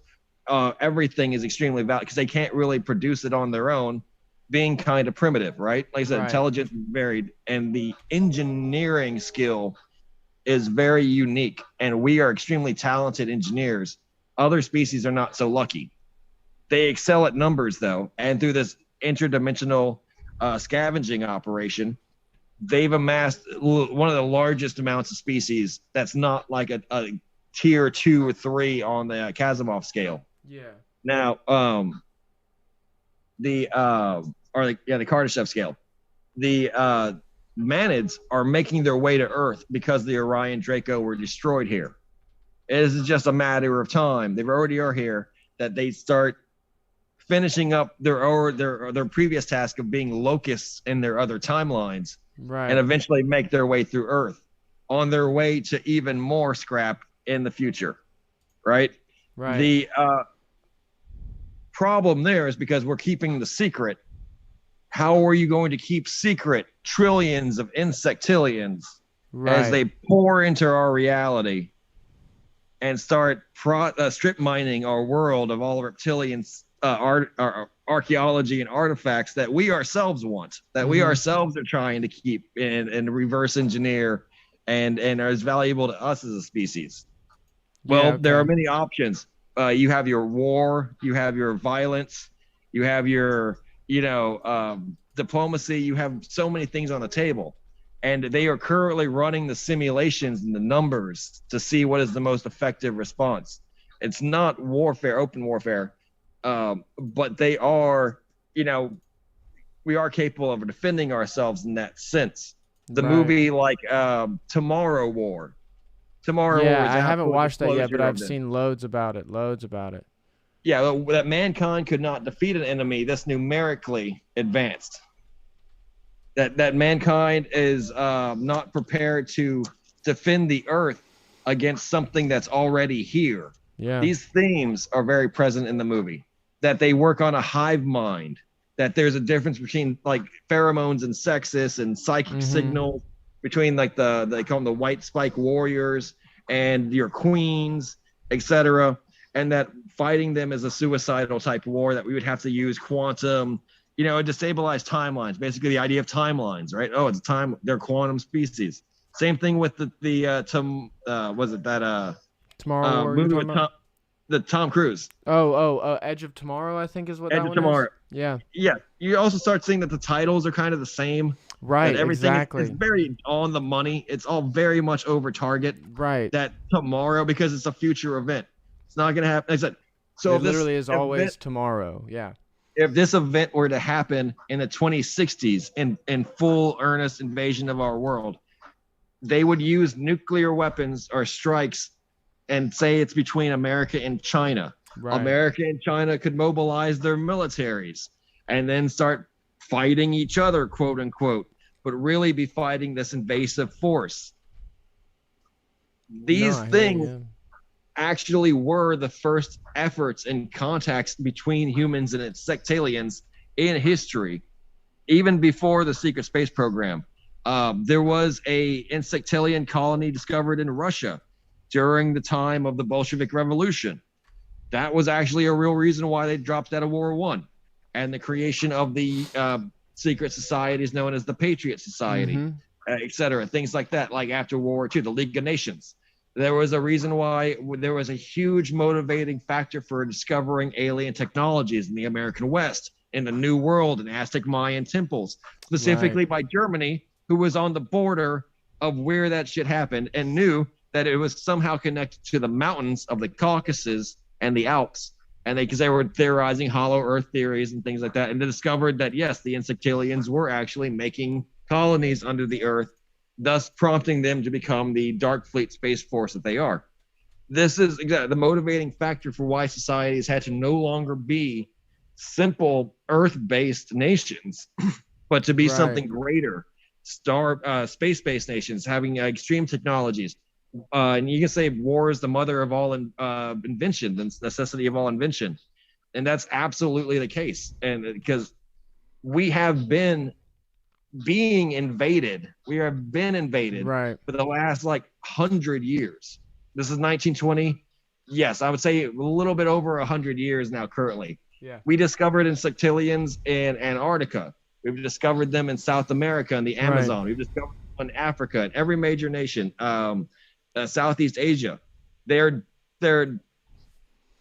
because they're not compliant and they're not really aware of humanity or considerate of us as an intelligent species, because we're so alien to them. And it's a classic Ender's Game disclosure scenario where they're saying the buggers just didn't think humanity was a real species, an intelligent species, because they operate through hive minds and we don't have a hive mind. So thus we're not their equals. And they thought we were just some kind of parasitic life form or wildlife to deal with. That's saying you understand, it really is a matter of them being extremely alien. Now, yes, we could go in guns a-blazing, which we have many times, but that's inevitably going to produce a defeat for us. Their ships have been seen coming in and out of our towns or cities in ever increasing number. They're sending probes in. Yeah. They're organic. Their ships are organic. Their vessels are organic. Their UFOs are organic. They're living creatures. Right. They're built together at literally the cellular molecular level, and that's why you see no seams in them. You see no like discernible controls, those kinds of things. They're raised in wombs. Yeah, they're raised in wombs, and that when, say, for example, they are ready to be used, you open up, like I said, they are literally hatched. Yeah. And then the ship itself is like this cellular, fully formed thing, a creature able to cross dimensionally using different specialized glands, etc. That's the issue of their technology. Isn't so much, yes, they also use Orion Draco salvage ships. Yes, they use things like instruments, weapons, non-organic technologies, but they also have created organic, bioorganic technologies that are able to reproduce all these effects. For example, if they needed a vehicle, they could have that as a symbiotic species in their hives that would serve literally only as a vehicle. If they needed food, they have symbiotic domesticated organisms. So it's not an issue of them having to survive. Right. They bring everything with them. They are terraforming the earth, though. Those technologies have difficulty surviving in our planet because of different factors of our atmosphere. It's not intolerable to them. It's not impossible for them to live. They just know that they would need to terraform it to really be able to stretch out their legs and to have trillions of themselves. Like I said, very much so the Men in Black idea where, one or two bugs always show up. You know, there a lot of people are paying attention to any unwelcome guest in that sense, any unwelcome colony. We're trying to map them out. The idea, though, is that there are literally billions and billions of them that will one day appear. Right. We know that they will one day appear, and that it'll be like a District 9 type scenario. That's what I meant. Wait a minute. District 9, where it's like entire District 9, where it's show up with millions of them. Right. And their only order is to then excavate, like biologically, they're only fulfilling this order to excavate ancient Draco cities, which are now permanently buried under modern cities, like Paris, for example. Now, I believe diplomatically there's a solution. I believe like everything, the Astro High Command is protecting us and then trying to, create a coexistence between us and the inevitability of this. What I really think is they're trying to get a mankind to wake up before it becomes impossible to ignore the situation, right? They don't want the most violent and worst case scenario outcome to occur, but they know that the only way to achieve the best case scenario is to have way more people open to coexisting, like fully aware of the coexistence, like the reality of other intelligent species on Earth. People don't believe like mermaids exist, or that other dolphins have like souls, or like chimpanzees or like have rights. Like you have to get people fully on board with, yes, aliens exist. Aliens have invaded Earth. Aliens are digging up major cities and things and recollecting alien technology. Right. And I'm fine with this. Like, this is okay. You have to accept that that's like okay and been happening. That not even just now happening, been happening. Exactly. Like you look outside your window and there will be like a spaceship flying in the air, and you're like, they're just going to work. It doesn't concern us. No, right. They're fine. And it's very much like Half-Life 2. It's very much like that. Like, how does mankind just start living past the fact this has already happened? There's nothing much you can do unless we want to start fighting, like in the streets and like forming. The only way to deal with this is just to accept it. And yes, like make friends with your new Insectilian neighbors. And like I said, as you go outside, you see like a whole family of them, like, trying to coexist and like take photos of your house and things. Because to them, it's like an alien. So, they'll be as peaceful. We're the alien and to neutral, them, right? Yeah, exactly, as we are to them. If we use force, they'll use force to defend themselves. Right. And that's it. Like right now, it's like they understand. Like yes, you can the shock, the surprise, and these early wars that we call wars were really just like, oh, you stepped on that ant. oh man, okay, anyway, I got more ants. Like, Right. like, hey, stop stepping on me. Like, hey, cut it out. Like they didn't, like, to them, because they have trillions. We would say like exterminate a colony of like 10,000 Insectilians underneath like Moscow. Yeah. You know, the Russians would while constructing the metro and things like that. And then they would be like, oh yeah, we wondered why they stopped communicating. We thought they had like frozen. We were like, what? Why? What? You were not Yeah, cool they anymore? hadn't called us for a while. Yeah. And so like they have a hive mind, but it's not this instantaneous communication hive mind. It's just that every single one of them has a pre-existing personality that it really is just there to fulfill, like a pre-existing plan. Like a drone is a drone like a warrior species of theirs is a warrior species. A queen is a queen. She just produces eggs. They have a brain system that's not attached to like, you know, any single individual, and no individual has any like idea of mobility or social rebellion or dissonance. It doesn't have a mind of its own. That's the idea of their hive mind. And so each one of them is actually relatively very primitive. And much like District 9, if their link was ever severed, and in fact, the many cases of contact you will encounter with a method, they're not much more self-aware than an average person. And yes, you do have your levels of people. I mean, yes, they understand their own truth. And in many ways, they are more enlightened than the average person because they understand a much more accurate understanding of their own nature than, you know, you say a person who's very deluded with their own ego, because they're egoless. And that's the kind of most fearsome thing about them, is that they're egoless. They have no pride or self. There's no accomplishment. There's no identity. They don't have names. They simply are alive in that moment to fulfill the instinctual psychic functions that they're receiving pheromonally. And they have a need to connect and defend each other, and like is like provide for each other, like in a way that ants do. Not like oh, they have ant charity, but they're like, yes, you are a member of my hive. I will help you if you are in trouble. And we are all on, like, we're all in the same kind of category. That's the idea of them being a monster is wrong. District 9 had the best Insectilians because they were just these misunderstood confused, is maybe the best way. Misunderstood. But exactly, they don't want people to be vicious towards them, because in many ways, it's a karmic test for humanity. And I know this, the universe works in funny ways. It's hoping that we actually accept them. I'm feeling that it's actually hoping that we as a species accept them. And I know my own experience in Solar Ward and Dark Fleet, each one of these factions I know has a very different way of handling things, right? Like they have a different priority of what they want to choose. Ultimately, it's up to the Atlantis Rising diplomats, ultimately up to the UN. It's to the Galactic UN. This is going to be their shot to call within our own Earth Alliance. No nation is going to defend itself. No nation is going to go against it.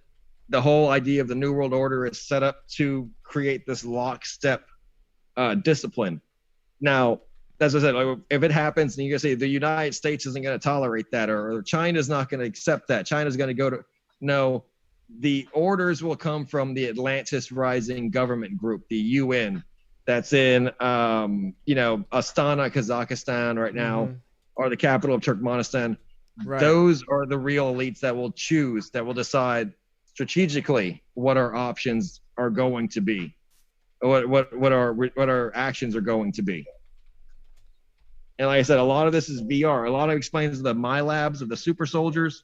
It explains a lot of actions and events on the ground level for the frontier, et cetera, throughout history. But a lot of it, it's just, the VR, the experimentation, the strategy, the simulation, all of that is accounted for. And there are a lot of disclosure whistleblower type efforts. But because of that, nothing is unplanned for. So for anything, there's a lot of sacrifice that was made in planning ahead of time already for this contingency. You can talk about, there's a lot of contingencies. That's the word, contingencies. And that it's not going to be taken by surprise. The world is not defenseless. So when you hear like, oh, it's going to be invaded by these aliens, we're not talking about, any real end of the world level crisis. We're talking about the entrance of a new world. Of new world, right? Yeah. It literally will be, because their ships are so large and they're spherical, and they either look like donuts, or they look like these we've seen those for sure. These wheels, and they appear smoky because they're made of nanotechnology, and they literally, it's not nanotechnology, but it's themselves, like in a microscopic organic fashions of it, and they can literally Hey, 1 second. We're about to do audience questions. You can keep talking for a second. I gotta go pee before we start.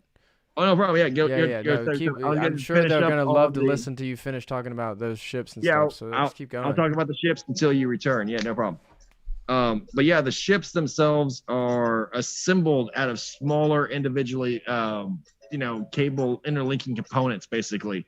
Nanotechnology, but they're creatures. They're organic creatures that are created to, when they, take different forms, different orders from,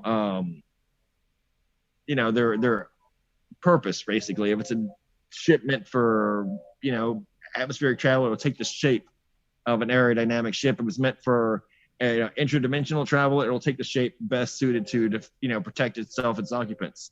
I've seen many ships that look like spheres, that look like planets, and they were actually quite large through research that shows them actually phasing in and out of reality, and it looks like a mirage, but that's actually the density being affected. But it's really like they can form a shell, they can form a cylinder, or they form a sphere, where all the occupants will be kept safe inside, as long as this thing is it's constantly moving, it's constantly in motion, and the scale of which can be quite large. They look like planets themselves, sometimes moons, moon size, or small planet size. This is how they exist deep in the voids, and a lot of what they're trying to plan, at least diplomatically, is that the majority of these mantids and these insectilians would stay aboard these ships.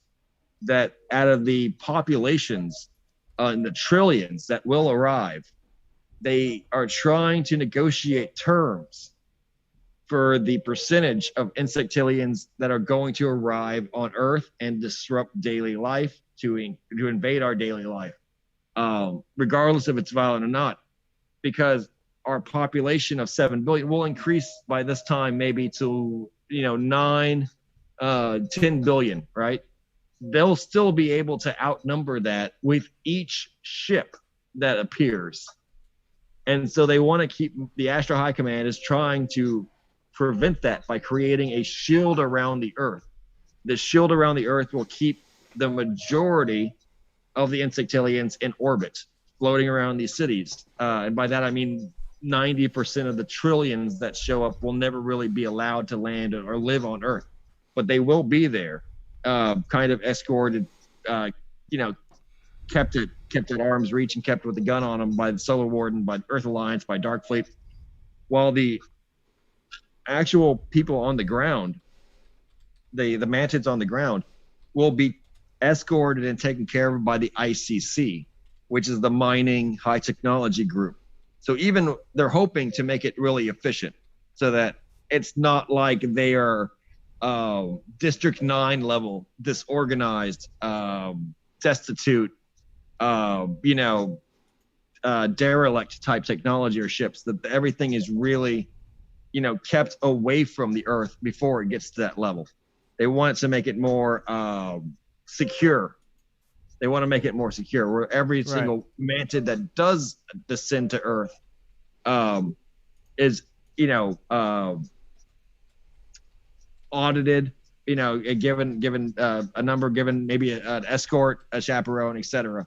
And it really will be an integrating process like that. It won't be just there's millions of them running around all over the place. It'll be everything try to be kept as orderly as possible. And it really will be just something having to be a new era. It won't be permanent, but it will be a new era. Hopefully the era where mankind just officially becomes an interstellar, intergalactic species with extraterrestrials and public alliance with them. We already have 900 intelligent life forms that we communicate with routinely, regularly in the Earth Alliance, in Solar Warden, in the ICC, in the Blue Sphere Alliance, in the Astro High Command, Galactic Federation of Light. There's even more. There are thousands and thousands and thousands of extraterrestrials. We have to really understand all it's going to take is one step. That step's going to be the hardest step to take. But once we take that step and are like, we have experience with extraterrestrial species. We have this on, like, this is real. We're doing it. Like, this is actually the reality that we're living in. Mm-hmm. This is the real flesh and blood extraterrestrial type thing. We're on good terms. Like, once that positive ball starts spinning, once that good motivation starts coming in, once that positive timeline starts getting made, and we start walking down that good golden road, then it's going to be extremely positive, extremely open for every single extraterrestrial to then be known about, to be disclosed, for the reality of human beings no longer to be locked on Earth and locked in the question, but the question is going to be, how many more are there? How many more are there to find? What's our piece in this puzzle? What's our part in this whole passion play? Like people will literally be like, I want to discover an alien. I want to be the first one to communicate with an extraterrestrial in my family. I want to be the first one to go on a different planet and have a child on a different planet in my family. That will be the new reality. The first step will be this insect invasion. And the karma will be how we choose to handle it. He said, if we open our hands and shake their hands like brothers from the stars, then very positive future. And the Astro High Command is trying to make that happen with every power they have at their disposal. And they are trying to rid this world of negative energies and negative influences to liberate mankind enough that we choose the water over wine. We choose the books over the guns. Yeah. You know, I hear you, absolutely. It's exactly like I said, it's I keep wanting to say it's no big deal, but it's like it's obviously the biggest deal ever. But to the Astro High Command, they're already dealing with extraterrestrials, and it's no big deal because there's already 900 species that we deal with this like every day with as a species. But every member of our species has to be cool with it. Every member of our species has to be on the level. You know, like we talk about aliens, and we think all the aliens are all on the same page. Like, you know, every single gray is all like, you know, okay with every other gray and everything. It's like, no, they're as divided as we are.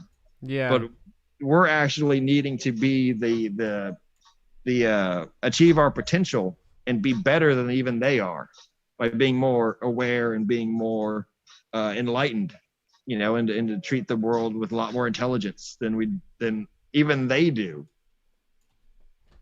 Like I said, most aliens don't even think human beings exist. When you really break it down. Well, I mean, that leads into a lot of well, let's go ahead and start, because a lot of these things you I know you can answer on these questions. No problem. Let's get to the hour of questions. Yeah. Absolutely. So right off the bat, we'll start up here at the top. I think you can see these two, can't you?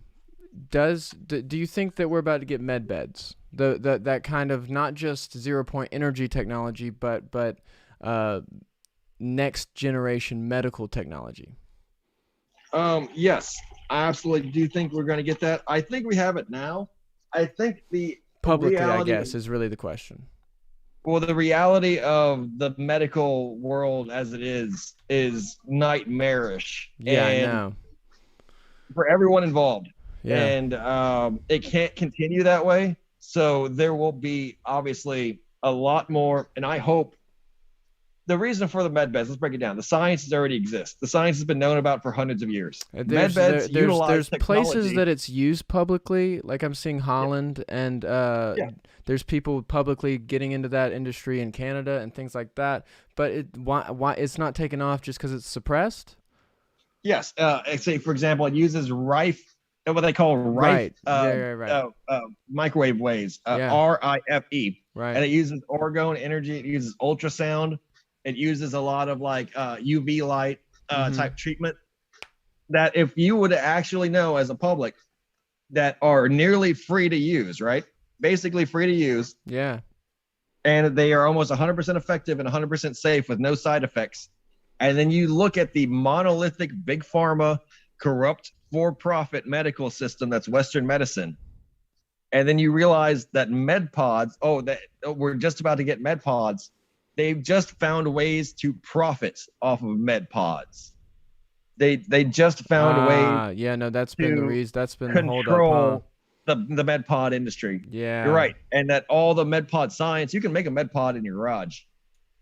A community in a welding shop, or like, an actual manufacturing, some 3D printers and all that. People can make med pods. It's right. not alien technology. It doesn't take $1 million to do it. Yeah. It takes just goodwill and intelligence and design. And exactly. Like, imagine if you had funding. Toyota could make med pods. Samsung could make med pods.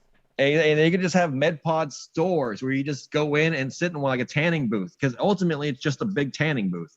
When you actually get the nuts and bolts of it, it's got high-tech medical equipment in it, but it's not like using plutonium. It's not like using titanium alloys and carbon fibers that only the elite can get. It's using plastics and can be easily 3D printed. It's using components that can be bought in the aftermarket. There could be a real DIY movement for med pods and alternative medicines. Just like you don't need a med pod, you need the ability to harness orgone. And every single different school of thought believes in each one of their own cures passionately, but it's a synthesis, it's a synergy. Mm-hmm. The orgone people believe in orgone. That'll heal and cure you just by using your natural prana and chi and the life force. You have people who believe in harmonics, light language, and light clearing, vibrate chakras, meditation, chi. You have these. This is what medpots can artificially create with their technology, and that's the only answer, is what's already in yourself. So yeah, you have an 80-year-old grandmother. I have an 80-year-old grandmother. She, has her ailments. We put her in a med pod. She gets the med pod treatment for half an hour. She's spry, lively. Her life is extended. Yeah. Everyone benefits. That would, yes, you're right, take down the whole Western pharma, big business world of preying on people's natural. Absolutely. That Rockefeller typeism. But it's not the fact that it's impossible. It's not, the impossible is, we got this great technology, this reverse engineered alien technology. That was literally what the entire idea of concert halls and Tartarian architecture, like fountains and public parks. They were designed to be healing, restorative things for the masses, that you would be able to walk through like a park, and because of its architecture and electricity and power, the harmonics would actually make you feel rejuvenated and refreshed. Right. It would clear off a lot of negative energies. But we don't even live in worlds where those are considered real medical things. Like, no doctor in the world believes in chi or prana or life force or orgone or the spirit or the soul. And that's why med pods are the scientific manufactured version of it, where they'll be like, you sit under these med pod magic doohickey, and it's just they found a way to do that. They found the opportunity to do that. Right. Next one. Someone we were into World War II. Someone started talking about, Churchill knowing Pearl Harbor was about to happen, but didn't do anything so that the U.S. would have to get involved. I said in the chat, wait till you hear Michael's Pearl Harbor take. I know you've spoken on its false flag nature before. If you want to just talk a little bit about that. In a nutshell, it's a very complex subject. I can make multi-volumes of it. But in a nutshell, the Freemasons conspired to take out the God Emperor of Japan, who was actually, it involves a lot of inheritance, the true kingdom, Temple of Solomon, and a lot of the migration patterns of the lost tribes of Israel. But the point is, the Freemasons, who were Europeanized Japanese rebels, basically from the God Emperor system of Japan, conspired with Western European and American forces to create the scenario of this blood ritual, this sacrifice ritual, in which the ultimate goal was to kill Hirohito, but he actually did the unthinkable, which was surrender. And never before had a Japanese emperor ever surrendered. And that's why they had to kill JFK. Because there is this idea of killing a king during a ritual. And the whole idea of World War II was not only fabricated as a population and empire control against the ethnic Japanese, but the Japanese emperor himself and that entire world view, which he was the last true god emperor. Yeah, he was considered divine by his people. People don't realize that even up until 1940, like, yes, there's the king of Malaysia, yes, there's the king of Spain. No one believes they're gods. Right. People really did think that the emperor of not Japan by was a the god. 20th century. Definitely not. Yeah. Exactly. They had to modernize the world. Right. You wouldn't many people will think that these ceremonies are small, like, oh, with Jack Parsons and Aleister Crowley did a ceremony to birth the 20th century. The 20th century was born through the ritual of World War II, specifically the nuclear explosions of Nagasaki and Hiroshima, which was and the intentional burning of 80% of Japan, which was a untouched example of old world architecture, which would prove to be undeniable for as to why I told you, revisionist history after the cyclical apocalypse. Because he said, well, what if the entire world every hundreds of years was destroyed, except for maybe a very strange xenophobic nation of mariners who lived on an island and didn't talk to any foreigners for 800 plus years. Right. And then all of a sudden decided to take over the world in the 40s or in the 30s. And you're like, what? And you're like, yeah, do you know that the Japanese, that was not new. They had been conquering neighbors for 20 plus years. Right. Just in this solid, like, the one rape of Nanking, specifically right before. Yeah. The diplomats all saw that this was a extreme, like I said, timeline juncture moment where there could be 100 years of God emperor worship and genocide and militarism and the feudal Japanese Bushido style. Yeah. Or there could be the Freemasonic creation of the democratic experiment.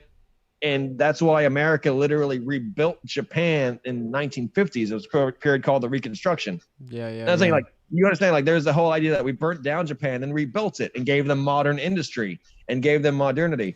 And even then, the ideas of who the Japanese people are has been lost. Yeah, right. The Japanese people, the spirit of Japan, that itself, I think, was the real ideology.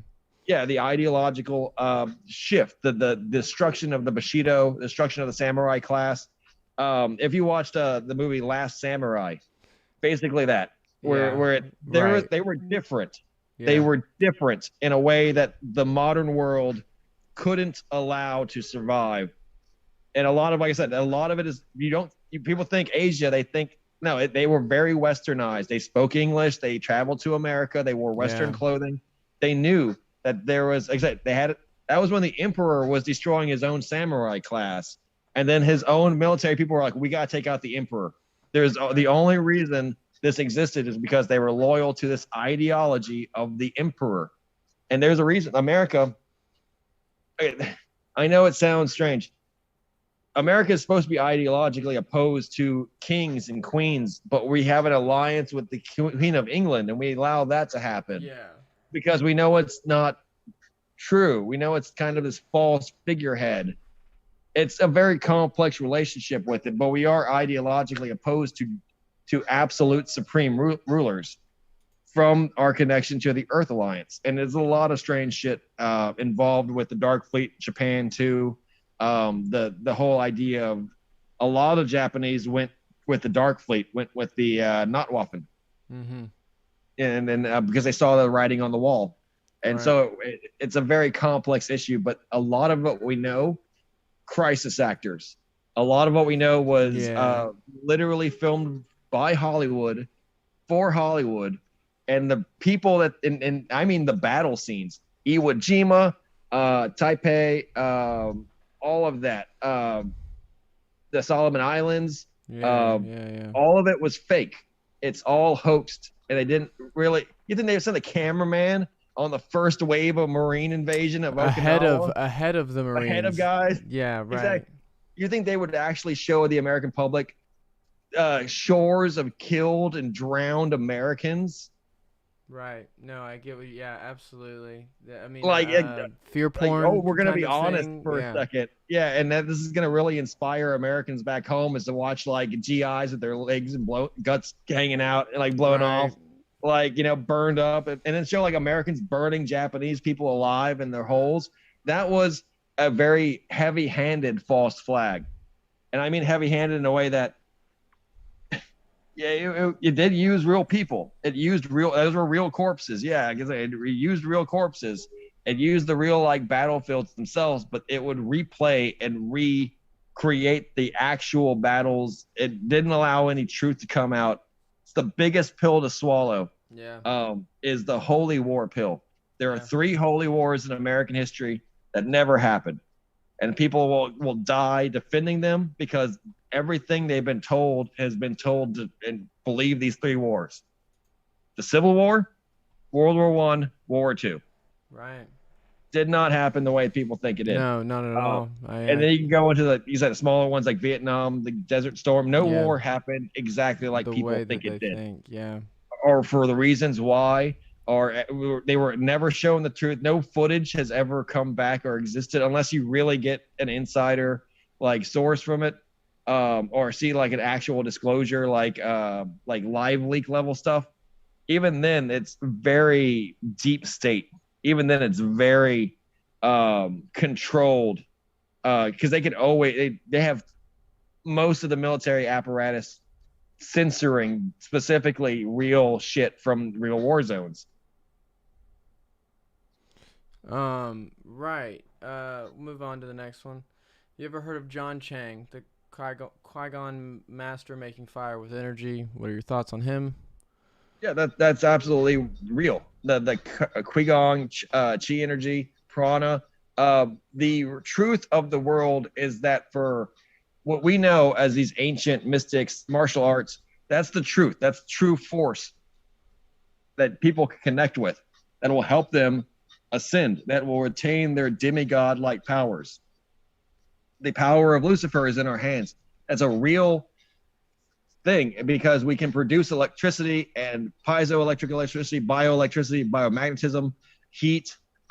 We can cool, we can heal with our hands by setting forth our frequencies from our hearts and our endocrine system, specifically our kidneys and our liver. And but it's mostly the heart. And it's a lot of it's all got to be in balance. Martial arts is not just about combat or self-defense. That is a school, but martial arts is really the becoming of a healer. Yeah. Because only to be a good warrior, you have to be a good healer. You have to know about the human body. You have to know about the human limits, your own body, how to heal your own wounds. Because you can be the best warrior ever. If you get hit with an arrow, you got to learn how to clean an arrow wound and then survive being shot by an arrow. If you have a stab 2 inches deep is enough to set an infection and kill a man, or to cut an artery enough to bleed out. You can lose a big toe and bleed out in combat in less than 5 minutes.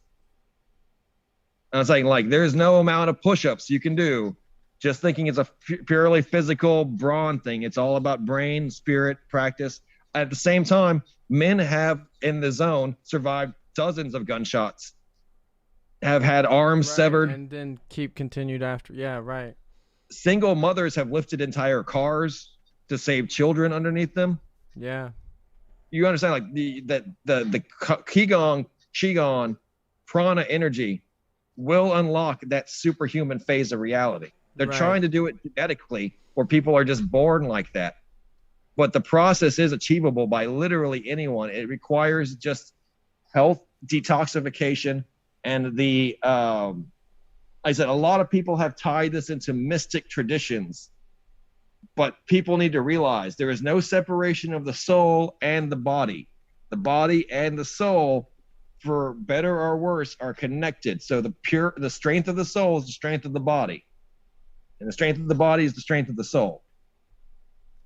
I hear you. I agree. And if No, you I mean that's that. and if you don't think so, think about all the bodybuilders that die when they're 40, when their hearts just fucking explode, because it's not, oh, you have muscles, you're healthy. If you have an unhealthy soul, your body will cease to work. Right. If you have a unhealthy body, your soul will cease to work. No, duh. I mean, duh. To me and you, duh. But like, yeah, it needs Exactly. to be said. I know that. So you look at mystic traditions, you're like, what is Buddhism? What is Right. Shaolin monks? What do these martial artists do? What's ninjutsu? What's all this? They are perfecting the inner man, the psychic warrior. So the army had the First Earth Battalion. Most of my doorway into this, most of my initiation into this was through the First Earth Battalion type doctrines, because physically that's exactly the way you're trained in this secret space force, secret space program, initiation super soldier program, is to become a First Earth Battalion warrior, not a satanic super assassin like most people think. Even though they exist, they are more that's a different thing. More carnal, more like surface level. That ignorance. They live in literally states of ignorance. They're like mind controlled, right? That's the purpose of mind control. They literally don't even make memories of the things that they do. They're controlled like vessels, demon possessed. A conscious, true, enlightened warrior has to spend a lifetime making peace with himself before ever entering any battlefield. That you have to internalize things like non-violent confrontation before you're ever allowed into a situation of violence. That you have to, you understand, like, this is how the Astro High Command function. Right. Their warriors are not just swordsmen or, that the physically fit, scariest, most intimidating. That's not at all what they want. They want the people who are able to further their goals, to complete the mission, to attain victory, and to not have fear, and to have confidence, and not to be, they have a lot of integrity. They have a lot of, virtue. They this idea of the Astro High Command and why they're not the Orion Draco is because the Orion Draco used literal monsters to defend themselves and to combat each other, and they become monsters, and thus they have no more faculty than beasts.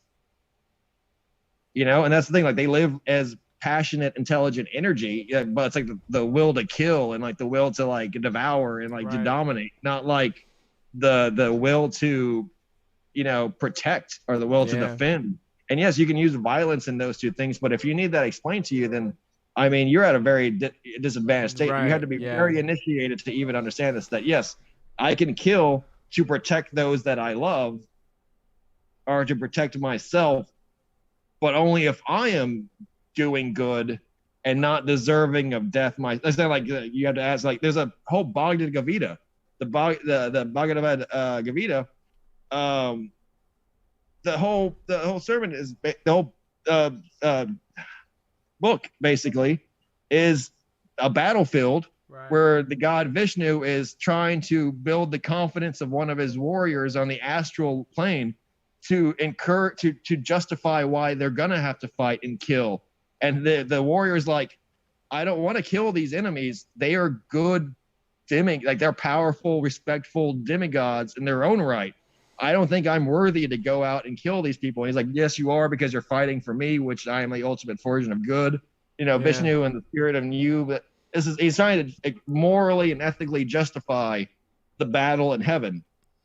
And that's the idea that when angels went to war, the angels didn't go to war simply with swords and with arrows. There was the battle of will and like, a lot of debate, a lot of like, philosophy, a lot of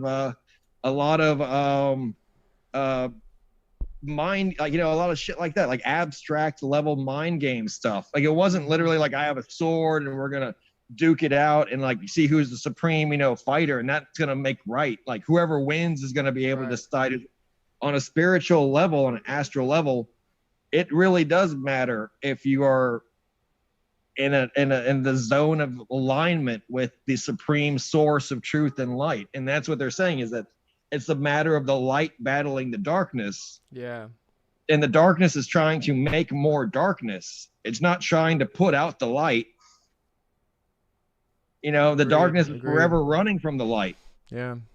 And the light is forever shining through the darkness. And that's what I'm saying. Like, they want people to fight for eternity on every level of their reincarnation and existence. And that's how they'll train only those who are good, you know, of heart. And I know it sounds cheesy. It's very much like Zelda. Yeah.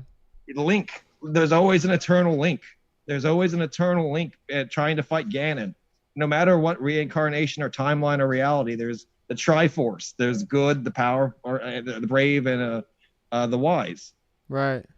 You know, and it's the Triforce. It's this idea of harmony and balance, but the idea of who's a hero and not. It's not simply an arms race. It really is a matter of enlightenment. And that's so the Chi answer. Yeah, let's answer. Chi is enlightenment. It's not. Yeah, no, right, I get you. It's not. It's not. Oh, I learned XYZ. I can now do Chi karate. You get the Chi, you get the powers basically after you become enlightened. Right. And you only keep the powers by continuing your path to enlightenment.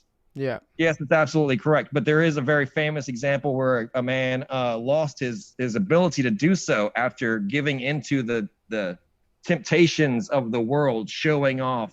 I believe he actually there's a visual documentary on it. There's a whole and in that documentary, it's the yin and the yang of Chi, where you get these powers, but only through your proper use of them do you continue to have them or can keep them or even use them. So let's answer a couple more before we keep them coming. I'm actually I'm ready for it. I mean, if you I think you can see my screen still. If you see one you specifically want to answer, I can't actually read it. It's too small. But if you can read them out, I'd be happy to answer all of them. Let's make it. I'll try to streamline the answers more because I see how many we have now. I thought that was something else. No, those are the questions. So yeah, I absolutely see it. I'll try to streamline all the answers, but let's get through at least most of them because I feel bad if I would miss anyone's. First off, any of these? Yeah, go ahead. I can't read it myself. Answer any of them you think off the bat you want to answer. I can't read them. I can't read them on my end. Okay, I thought I might have made it big enough for you. It made it a little bit bigger, but yeah, I just can't really. Okay, no, that's fine. Let's do. Is CERN causing additional stress on the magnetosphere with Earth's electromagnetic field and helping, hurting, slowing, delaying these polar shifts? It's operating inside of the polar shift area. It's not having much impact at all. Okay. But it is the reason why we're having more Mandela effect type realities. Okay. Like that, it's not. Its operations are both within the physical world. You know, the polar shift environment or where the poles are moving doesn't have any effect like HARP does. HARP actually does control and slow down or speed up the vortexes, the polar vortexes. That's HARP. CERN does more things involving the timeline and synchronicities, superpositions, etc., around the entire solar system and universe. It's actually a gigantic Stargate in application where you can use it to simultaneously teleport or affect different objects across the space and time. Okay. Yeah, no. I see what you're saying. So it tandem with, you would maybe say. Oh, well, I was gonna say, like, if you would say, is CERN making it hotter during the summer? Not necessarily, but CERN is having to deal with the heat, and yeah, like I said, like it is alongside that. It's not necessarily the factor for why it's causing it, but it is part of the situation. It is part of it. It's not like the major HARP though is actually heating up the ionosphere. HARP is the one people want to focus on instead of CERN. I feel like CERN got a lot of credit this last decade. HARP got forgot about. HARP is the one that I'm still like into full swing for me. Yeah, HARP is the one thing that can really do things like create a shield around the Earth electromagnetically. And because it has such an electromagnetic influence, that the poles actually do oscillate when it's on. It can actually create artificial magnetic poles. Like if you wanted a temporary North Pole, it could create a temporary North Pole.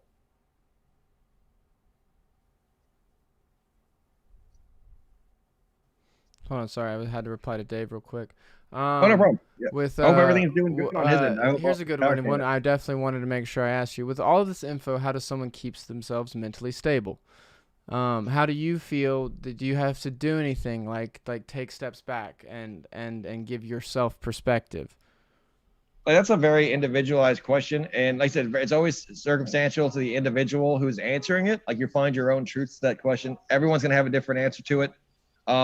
Personally, I'm very like this is extremely in my lane. Like this is where my desire to be is. If you were not desirous to have knowledge like this or to be in research or investigation, and then you had the knowledge and circumstance, yes, there would be a lot of duress.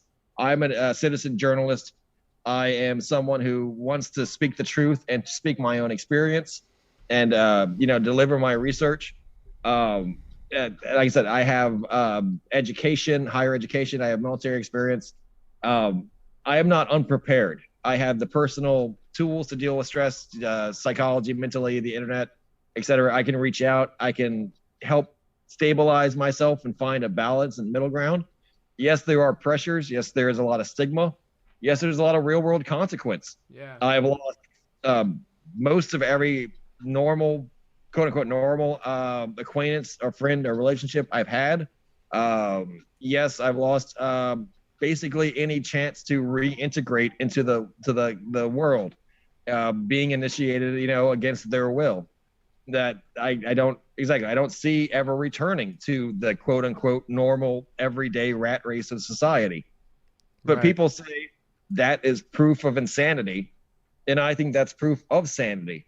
And I know it seems kind of cliche, but I think you guys are the ones who are insane for not having this knowledge, or for the ones suffering more for not simply waking up. And it's like, yeah, you're in a nightmare. You need to wake up. And you're like, I don't see how you get by without sleeping. And I'm like, because every time you go to sleep, you're in a nightmare. You have to wake up. Yeah. It's like, it's one of those things where, for everyone who's not on my level, it looks like I'm all alone. And then when you actually get to this, you're actually like, oh no, there's light at the end of the tunnel. There's a lot of hope. There's actually a lot of peace and inward pride and stuff.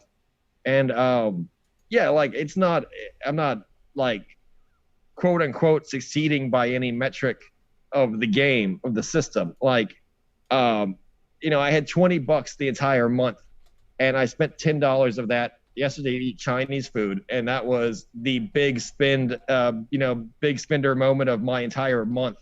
Like, I don't leave my research area, my house, and everything else is for free. Like, a lot of people would say that's terrible. That's torture. That's me getting totally nailed to the wall by the system, and I think that's basically me being free of the system. Right. And I know you're right. Like, many people think going a couple of days without eating is hell on earth, and other people call it a fast, and it's a chance to feel hungry, to feel alive again. And it's just a matter of perception, and you got to step into your power and claim that your life is a triumph, because it really is. Right, I agree. You might be able to read them now, but who or what is the head of the Insectilians? There is no. It's a hive mind kind of thing. There's not like a queen ant, really. Well, there is more of like your brain system. It's a boson brain, to break it down. It's a boson brain, meaning that the gestalt hive mind consciousness is actually the individualized parts working together in a synergy, right? Like I said, it's not like they have a brain bug like in Starship Troopers, and they pull out this brain bug. Ask that. Right? Okay. It's big squid or whatever, and they're like, see, that's the one, and we just blow up that one, and they're all stupid. No, they'll just, that other one will, and they don't have the dimorphism like that, where they'll have queens that produce the breeders and stuff like that, produce the eggs, but they're not as at the mercy of that structure, as like it's they have computers, they have archives and libraries, they have ways of outsourcing knowledge and power and control. Yes, it would damage them. Say you were at a total war with, you wanted to cause them damage and extinct their society. Yeah, target their intellectual middle class. Mm-hmm. But if you were going to damage people, you do the same thing. You'd burn the libraries. You'd attack all the doctors. Anyone with a college degree, you'd want to kill them. And I'm saying, like, they have their different levels. And you're right. Like, any fertile women, those are good targets. You're right. For any species. Yeah. For any, everything is biologically controlled by its elite. Yeah, you're right. Like, it does have a pyramidal structure, but there's no, this one thing rules. And they don't have a boss species. They're not enslaved or indentured to, like, the reptilians or the grays, or they are themselves even able to control grays. They have a lot of grays working for them. They have Orion Draco technology. Their main thing is that they're extremely self-absorbed. They're very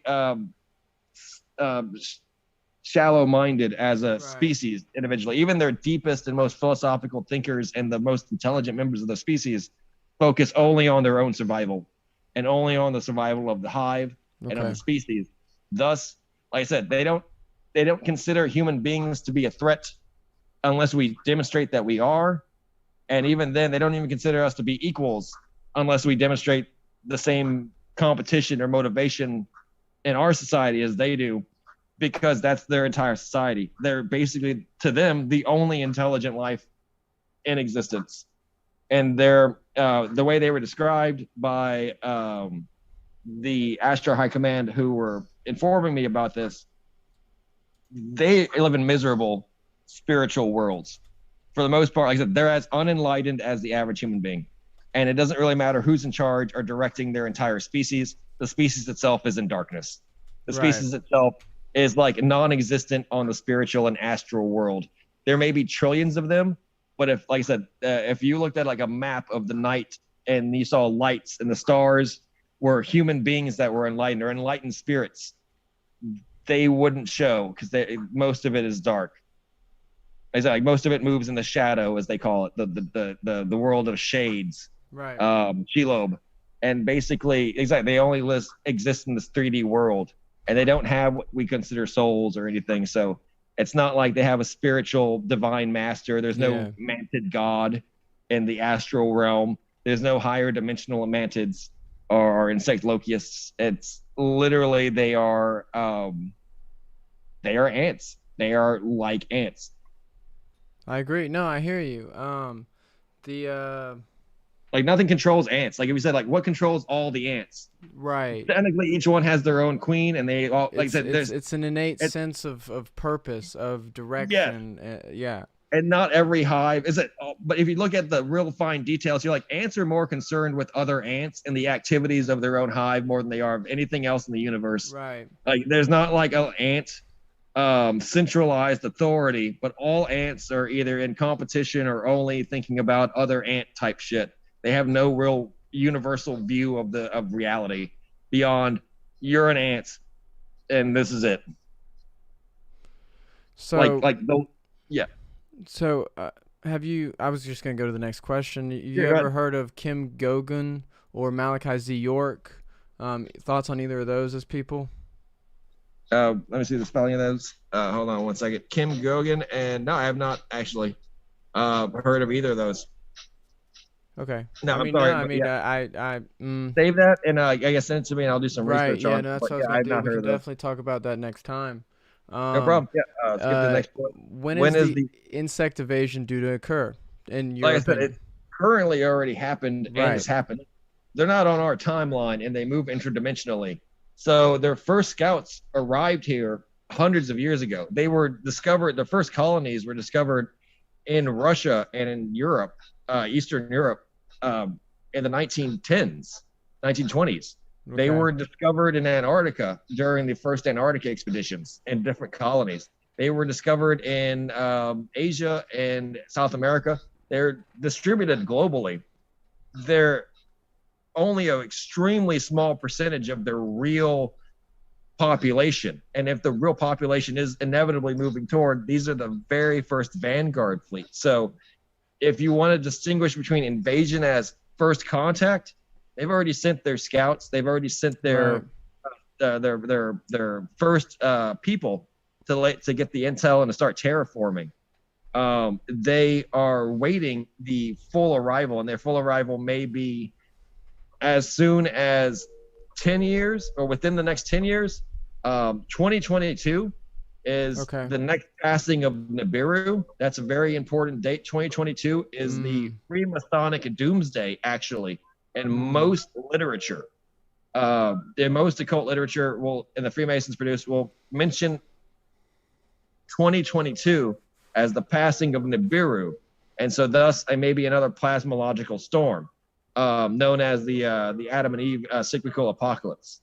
Basically, the CIA knows about this and suppresses all material on it because they know this is why they're building the domes. This is why they're building all their bunkers and stuff, and they know that this will be, either within this year or this will be the start of it. Either, because it's all astrotheological and the time is always very fuzzy, right? Like it could happen that year, it could happen within 10 years of that year, and that being the first stages of this event.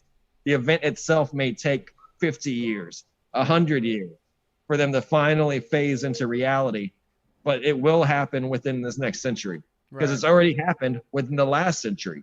Yeah. And the Manises have been reported in ufology from the very beginning of ufology. It's why ufology started, really. It's because this inevitable collision of worlds, when worlds collide, this inevitable collision of worlds is what is obvious. It was obvious. The Ashtar know about it. This is not a mystery to the Ashtar. They know much more about it than humans at any level.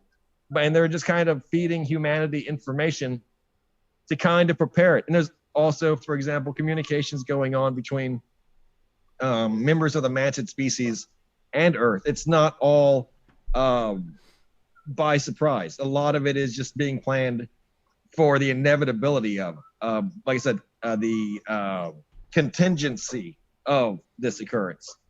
But it's already occurring. Yeah. What are some of the key species out of the 900 that we speculate on? Like some you've said don't even know humans exist. What do we interact with most? I'm pretty sure I know where you're answering with this, but I want them to get an answer from you. Well, like a key species out of the 900, like you said, that it's a level. You can level them off. You can tier them off into technology. Anything below the ability to travel through space and to colonize the local environment, like that is considered primitive and obviously not a threat or any real priority. That's a natural resource at that point. And yes, they're traded with because it's like our own nature is reined in. Key species are like the Greys, the Orion Draco, the Ashtar High Command, and you have your different members of the Ashtar High Command, your Arcturians, your Tall Whites, Pleiadians, your Blue Avians, etc. Like, you go into this huge list, the Syrian Nomo, and the many different kinds of extraterrestrials that interact with us regularly, that have communications, like teaching opportunities with humanity through various means, technologies that we can both use and benefit from, as well as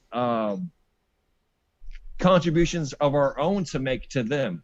For example, a lot of the Syrian Nomo, being a marine race, live in our oceans, in colonies in our oceans. As they are interacting with Earth just like we're interacting with them on their worlds and in their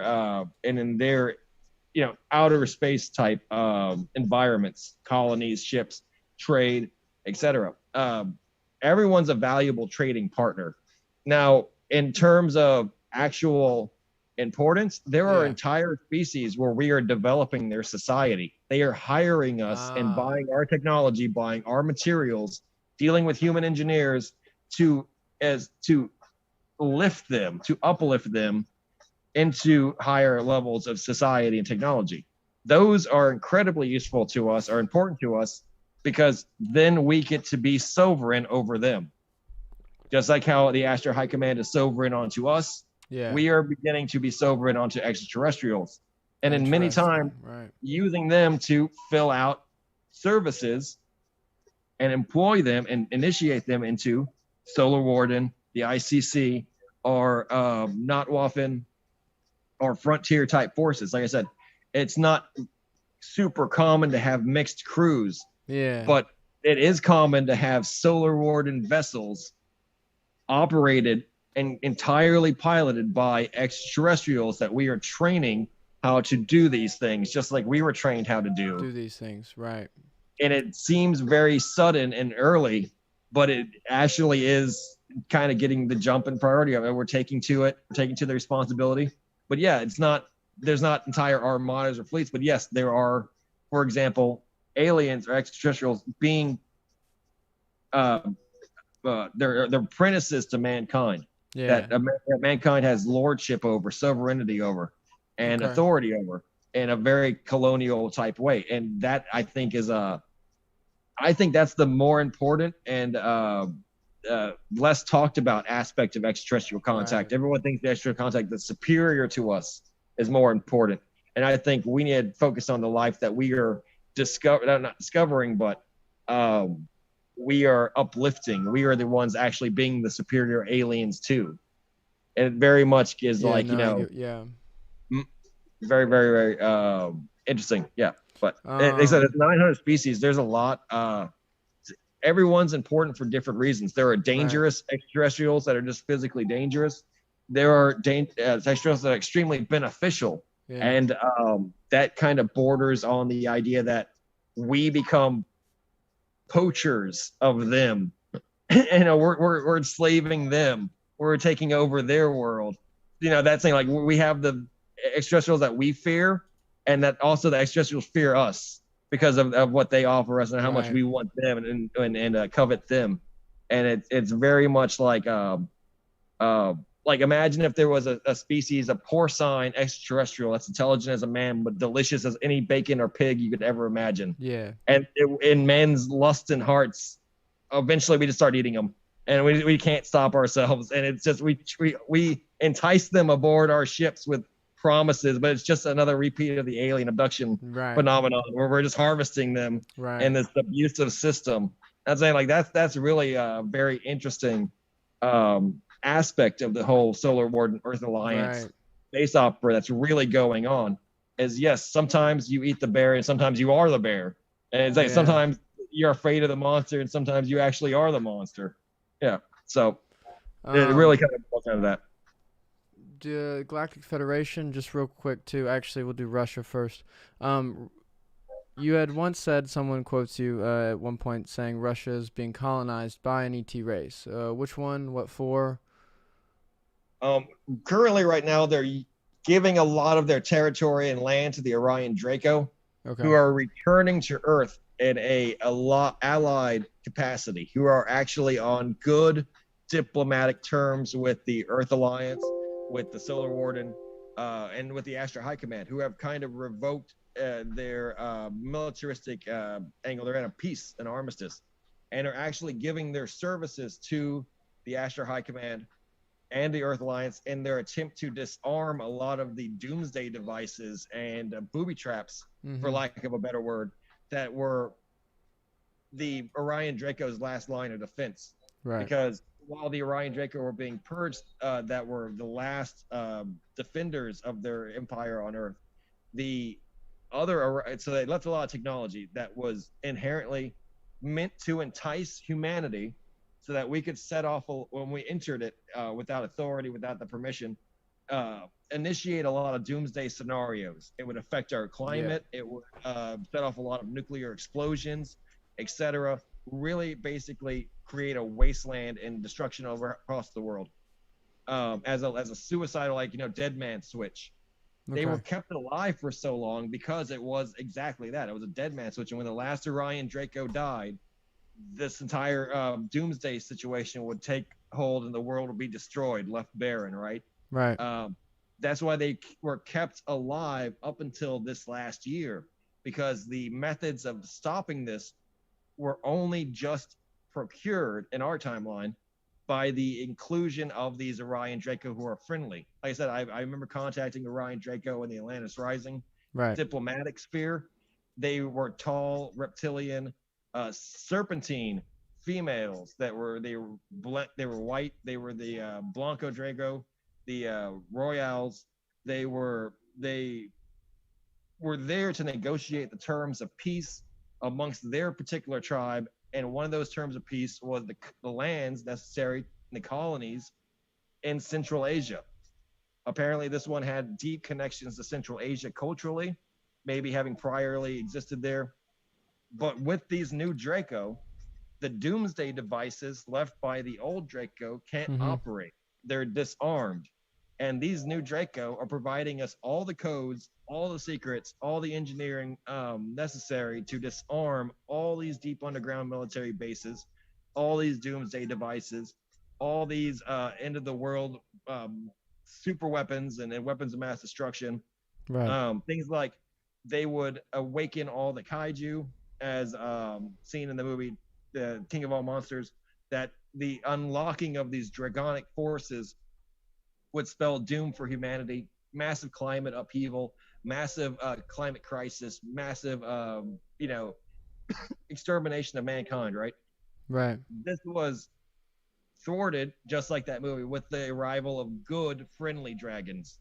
And to put it very simply in childlike terms, these good dragons then were able to basically give us the defense and the extra power, the force multiplication necessary to create a new peaceful, survivable world. This was, like I said, 4D, 5D chess, where, yeah, eventually we were going to have to use Orion Draco to defeat Orion Draco.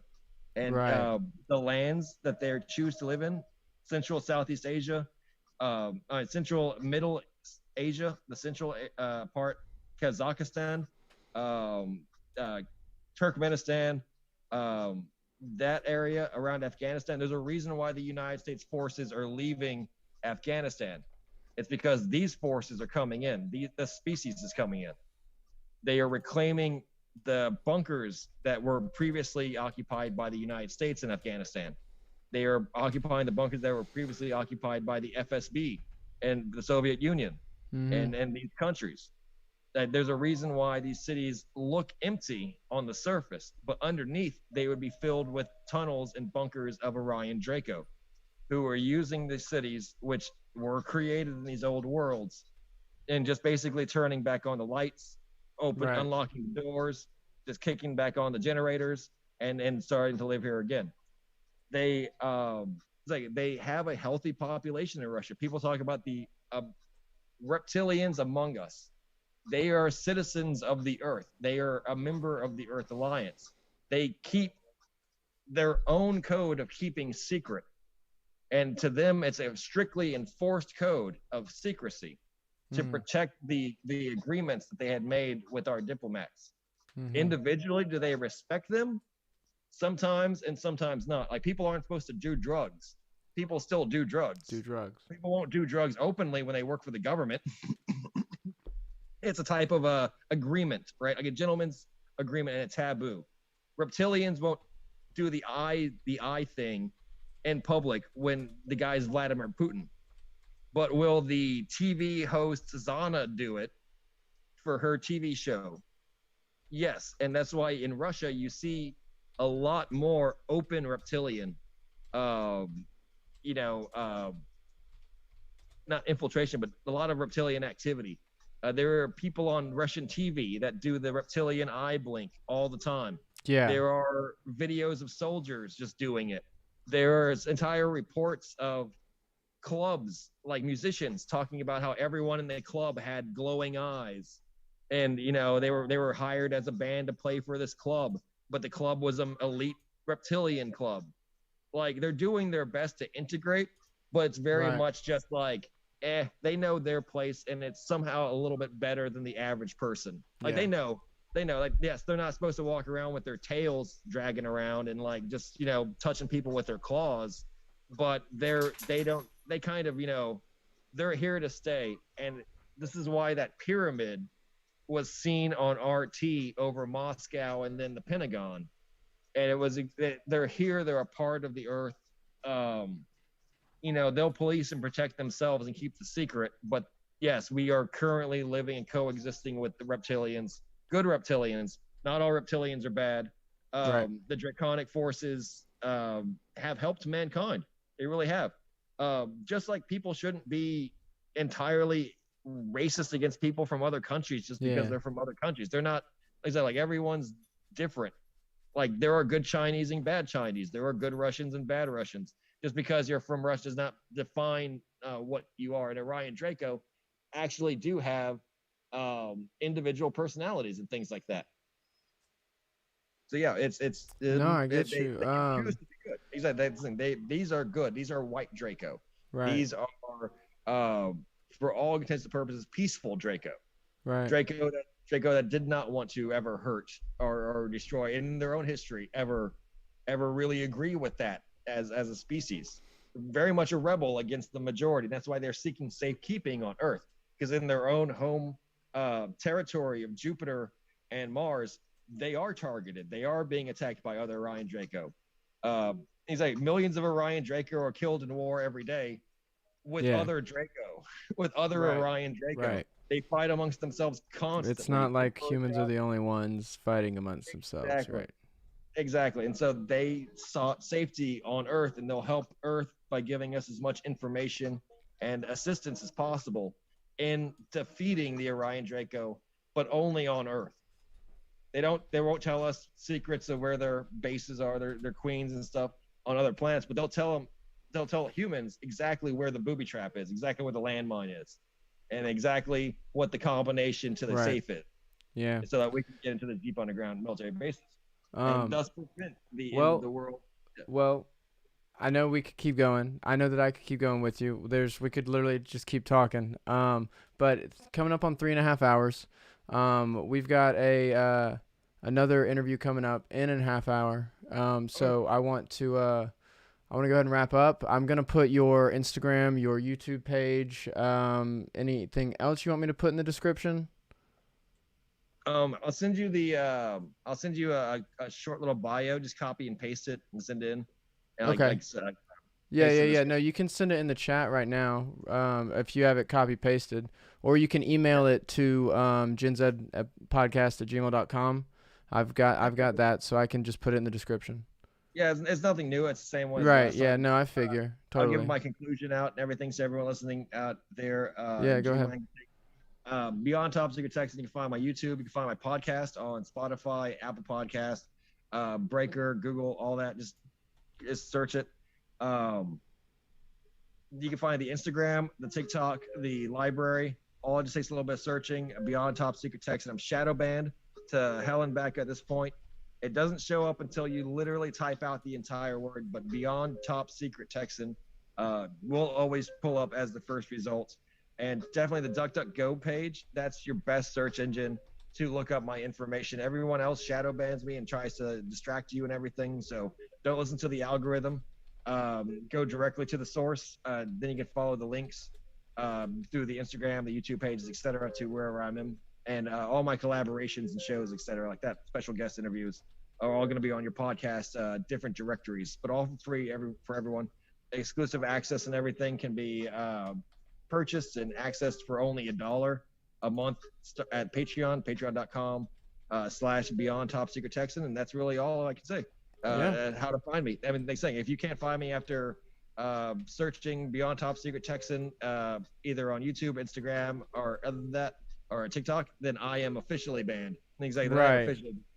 They just exactly do your own investigations into the matters. Use my videos as a source, but do your own investigating. Study, connect the dots yourself. Create your own worldview, because we're all talking about the truth, and there's only one truth. And Right. we're gonna be talking about the same thing. We may be like the blind men on the elephant, where it's I touch the leg, you touch the trunk, some man touches the tail, and they all say it's different things. Yeah. But it is still one truth that we're all creating a bigger picture. We are looking for and finding. Yeah, absolutely. Absolutely, and it was a pleasure to speak to you. Yeah, no, I loved it. Next time we'll get Dave here too. But yeah, sorry that he got EMP'd. They got hit yeah, out. It happens. Obviously, more and more. And yeah, I hope everything's going great in your neck of the woods, right, with your life personally. I hope you guys continue trucking and keep up the good work because your Absolutely. latest videos are really great. Thank you. Latest videos are really, really We'll good. see y'all. We'll see all y'all in the chat. We will be back real soon with definitely a whole lot more. Yeah, it was a great time talking to you, man.